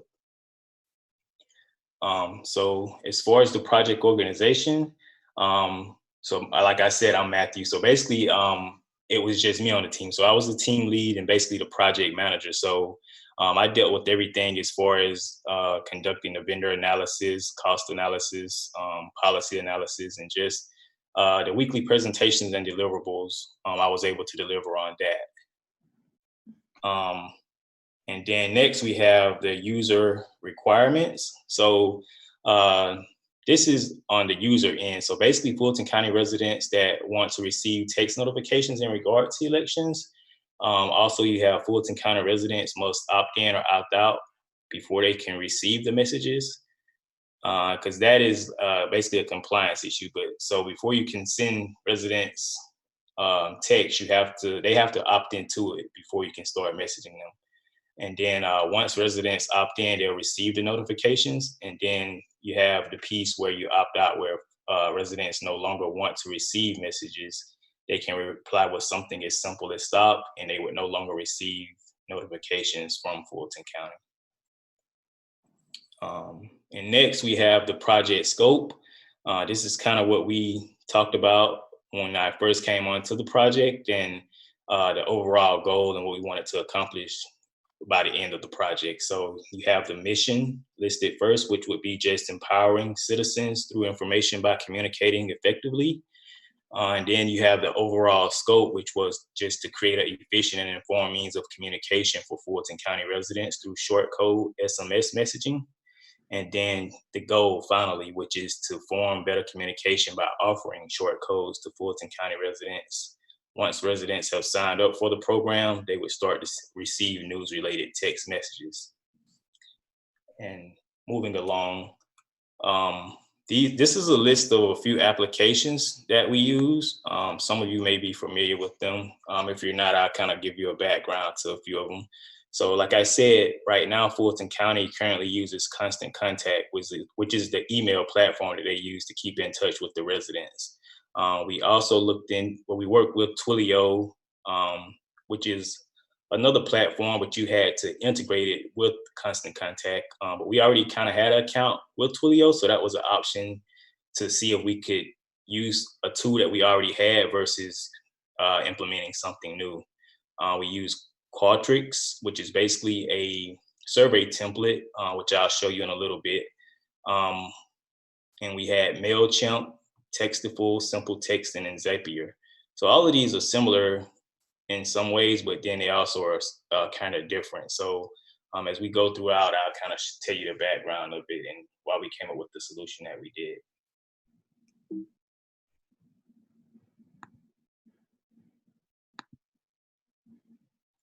So this is kind of like the applications and integrations piece. So Constant Contact, they actually offer a marketplace with third-party applications and integrations. So they kind of have their own platform of what apps you can tie in to Constant Contact, because the overall goal was to try to obtain the residents' telephone number so we can send them text messages. So right now, like I said, we're sending them emails, but we need a way to get their mobile number so we can start to text them.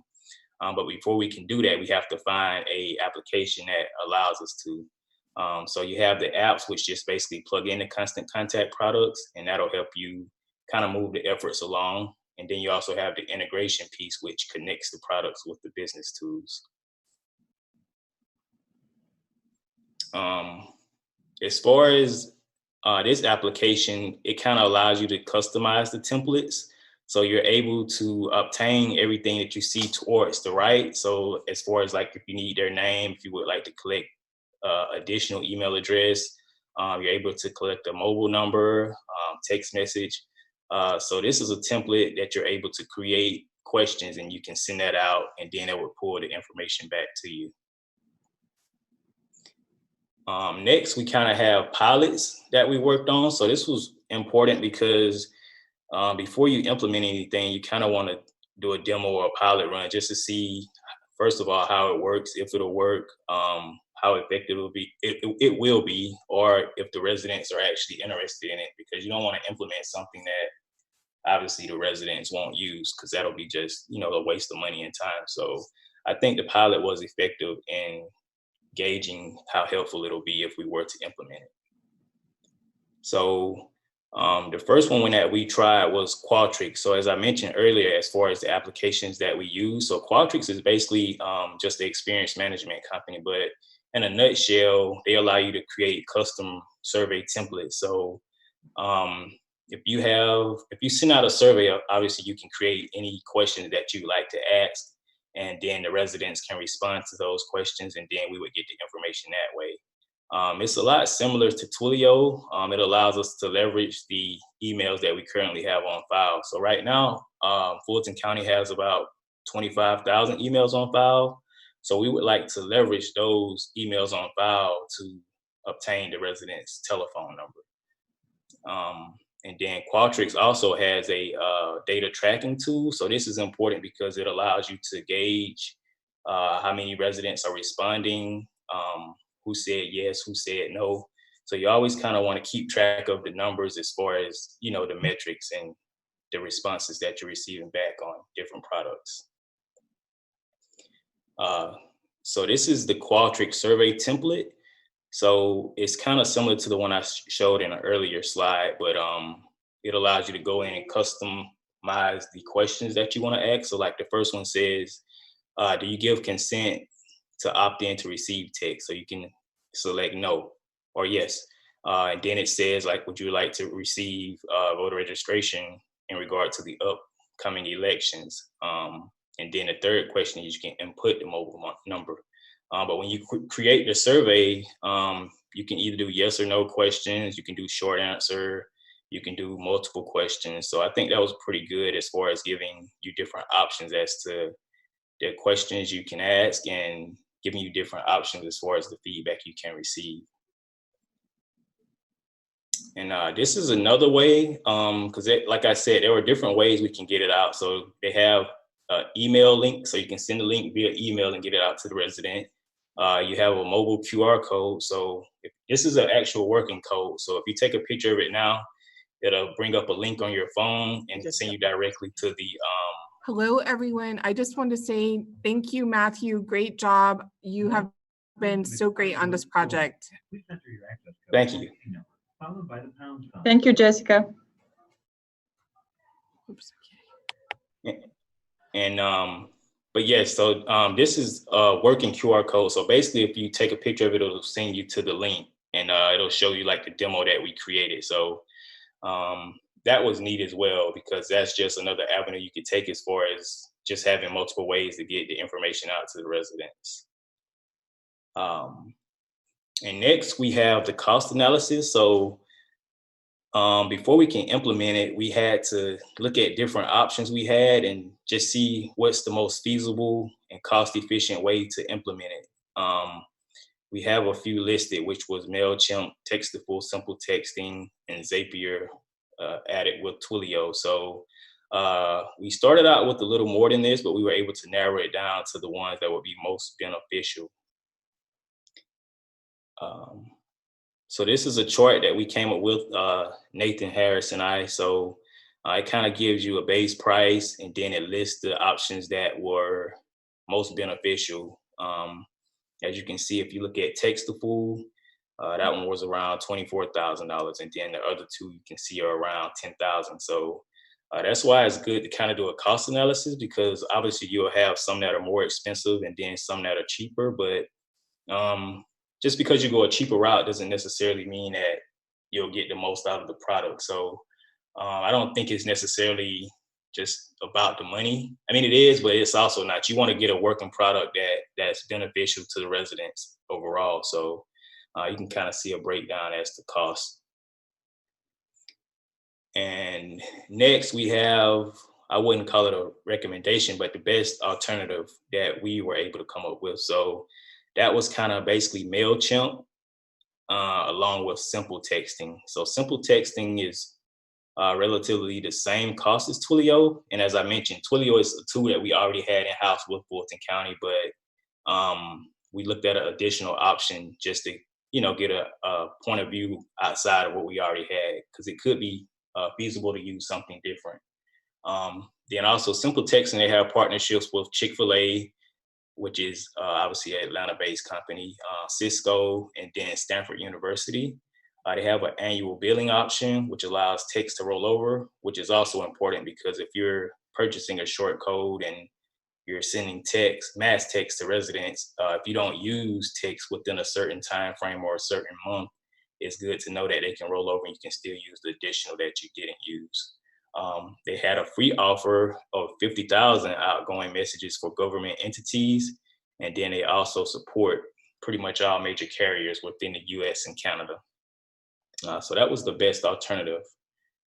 And then overall, just what I learned, basically, I learned how to properly conduct a vendor analysis, just how to integrate applications used to collect data. I learned about short code. When I first came onto the project, I didn't really know. I knew what a short code was, but I didn't really know how you go about getting one or implementing it. So I think that was rewarding to see actually how it works and how you obtain one, basically.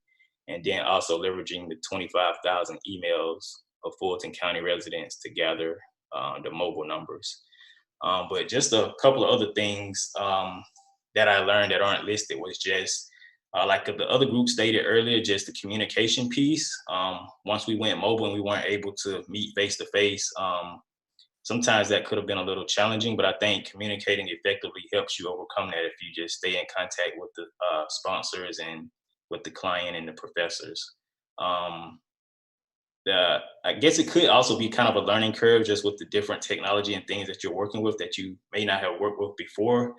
But I think Jessica and Justina and Nathan and Kirby, everyone did a good job as to kind of giving insight and feedback that allowed me to grow and move to the next step and essentially complete the project. So just special thanks to Jessica Corbett, Justina Greenholt, Nathan Harris, Kirby Liu, and Matthew Mayhofer.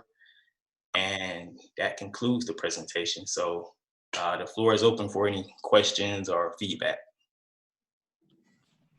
Thank you. Thank you so much. Jessica, go ahead. Thank you. And I'm so sorry. I'm in a room where there's another conference call going on, but I just wanted to quickly say, Matthew, you have done just tremendous work on this project. It has just been a pleasure to work with you and meet you. And thank you. I know you have bright things ahead for you, and I can't wait to see what you do next. But I just really, really appreciate everything you did on this. It's going to help us go far in the future. And thanks to Justina and thanks to all the other students for sharing your time and talent with Fulton County. Thank you. Thank you so much, Jessica. Appreciate you.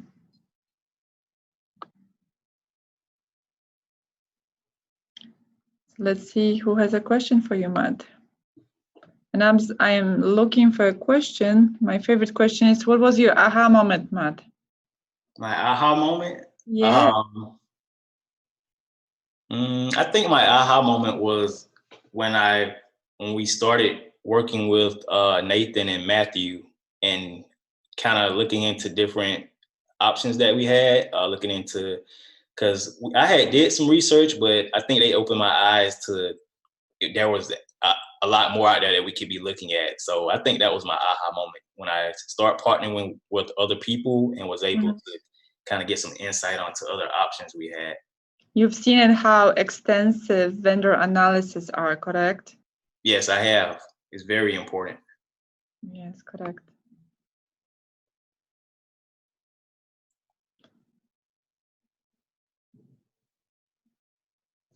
Looking if there's any other question.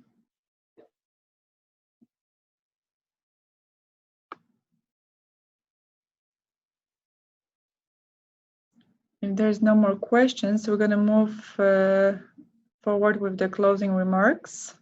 Good job, Matt. Thank you, Justina. I appreciate it. Congratulations, you have done tremendous work doing this all by yourself. Big kudos to you. Thank Glenn? you.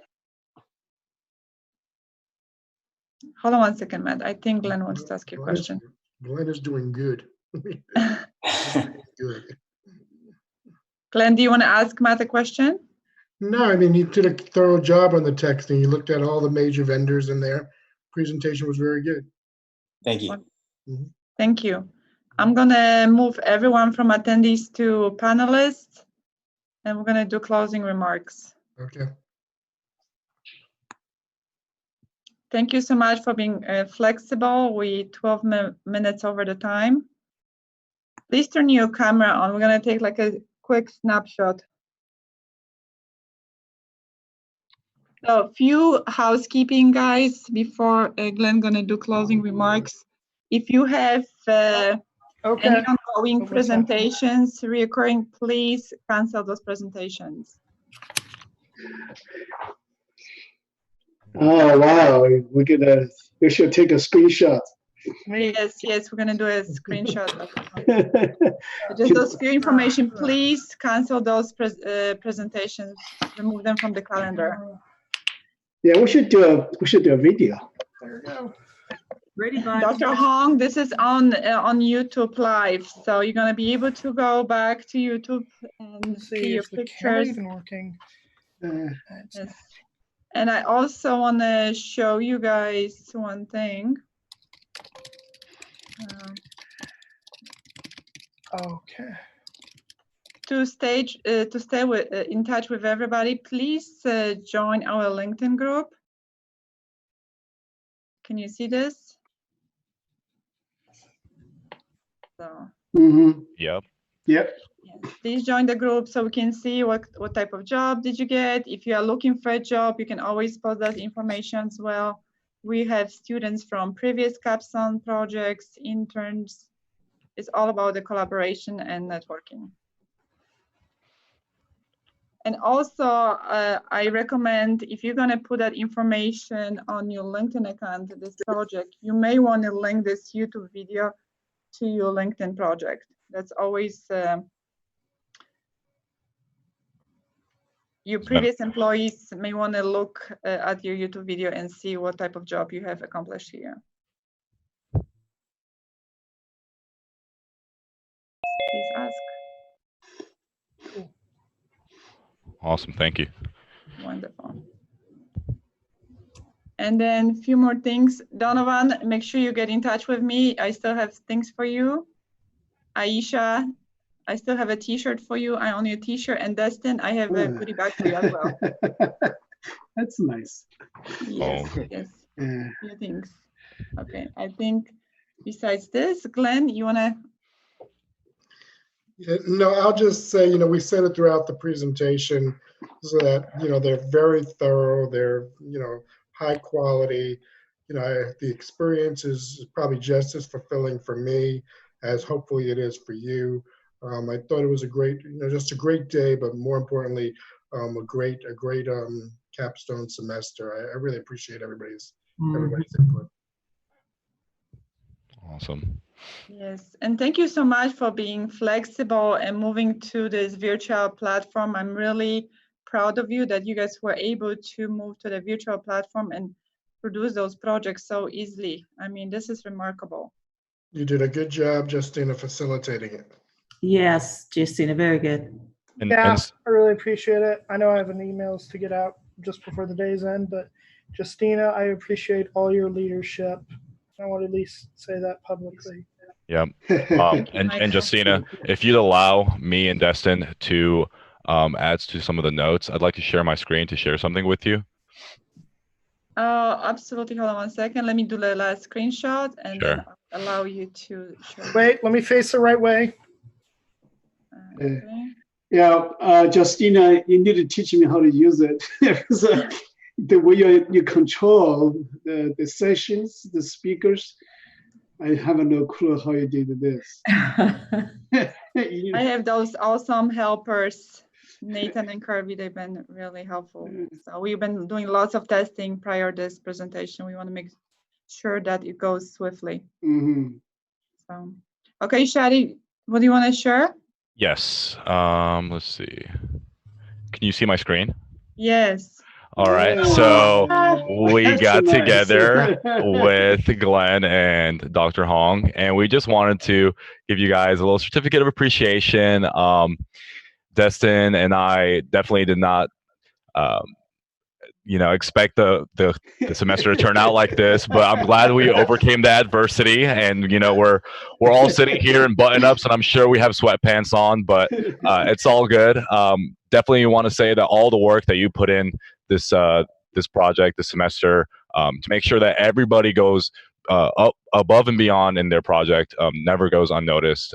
You really outdid yourself, and I'm sure it's very apparent from everybody in here that can tell that. So thank you so much. Thank you so much. And also, you're not just getting a PDF certificate. You're going to be getting a gift card to your email. So that'll be coming. Oh, wow. Oh, wow. Well, yeah, I kind of take credit and not really do anything. So, but I'm happy to say thank you. Yeah, sorry, we signed off on your name. No, it's perfect. No, big shout out to Terrence. He definitely was a big part of this. So thank you to Terrence. Thank you to everybody on the team. All the sponsors. You guys did great. Yeah, and I just want to say thanks to everyone in the Capstone. I know it's been a crazy semester. It's been a hell of a ride, but I mean, we did it, and we are literally at the end. With that being said, everybody, please don't forget to turn in the rest of your deliverables just so that we can be completely done. And just make sure you've got everything covered so that we can start off. Yes. We can end the semester with a bang. Yes, everything needs to be uploaded to the Google Drive by May 4th by noon. If you have any scripts, any documentation, reports, the infographic, the last PowerPoint presentation, everything needs to be loaded to this Google Drive. Yep. Justina, May the 4th be with you. Yes, be with you, correct. Michael? Justina, can my team compress ours so we don't take up too much space? That it's okay. So the scripts We will discuss this. We have another presentation with Judge Cox on Friday, Michael. Yeah. So your team works on. Justina. Uh-huh. I have a relevant question that some people have been asking me that might have been covered previously. With all the equipment that we've checked out, when should we be expecting to come back into the office and turn that in, as far as the laptops? We're gonna be. You're gonna deliver all the equipment to our warehouse, which is on Howell Mill, close to Howell Mill Road. I'm gonna send all the information via email to you and Dustin, so you guys gonna have that information. And Shaquita and I, we already discussed what hours you guys gonna be able to return your equipment and your access card and your ID. Awesome. Yes. Thank you. Good question. Thank you, Shadi. Absolutely. Just covering all bases here. Absolutely. Any other questions? Any clarification? That's the last time you can ask the question. I'll miss you all. And I want to inform you that all of you are going to receive your evaluation after you're going to upload all the information to the Google Drive. Awesome. We want to make sure that we receive everything from you. And Dr. Hong, if I'm not mistaken, you guys extended 1 week, correct? For your... Yes, the university gave us a 1 weekend extension. 1 week, correct? 1 weekend. Okay. Yeah, from 4th to 11th. Yeah, 5 days. Good. They should have. Thank you for you guys. I'm very proud to Georgia Tech, I'm very happy to be here as an audience to see you guys do such a wonderful job. Where are you? You look like you're in a fantasy land. Like, I love the garden. Yes. Well, this is I'm the amateur photographer. This is the picture I took. So I have the copyright. Put it there. Yeah, just this is how to zoom. I allow you to change your background. You can do that. I just learned to play with it. Dr. Hong, he's making the best out of everything, correct? I don't know about that though. I just want to be play, right? Thank you. So once again, thank you so guys. much, everyone. I'm gonna miss you, Donovan, Aisha, and Destin, and Shadi. Please get in touch with me if I miss somebody. please get in touch with me later if there's anything else I need to inform you about or any additional questions. Good luck, all the best, and please join the LinkedIn group. Yeah, sorry not able to see you guys in the graduation ceremony, but I think this is better than the graduation ceremony. So, really good job. Also with you, all right? How that's gonna look like, the graduation ceremony, Dr. Hong? It's a Zoom call. Oh. We're doing it right now. Flick to graduate and walk across stage. Yeah. Virtual reality. Well, you can still put it. I don't even know you can get your cap and a gun. Yeah. To dress up for it. Yeah. Huh. Well, if it allow me to show up, I'm definitely putting my cap and a gun to be presentable. Absolutely. So thank you so much. Thank you. All the best. Good luck. Here, right? Thank you, everyone. Great job. Thank you. Good I luck. agree with you, Dexter. That is the Thank right you. way to Thank get you. it, into standard. Thank But you. I think as we continue to work down the change management path, there's some opportunities there, I think, to maybe grandfather these guys in to get them out of this process, because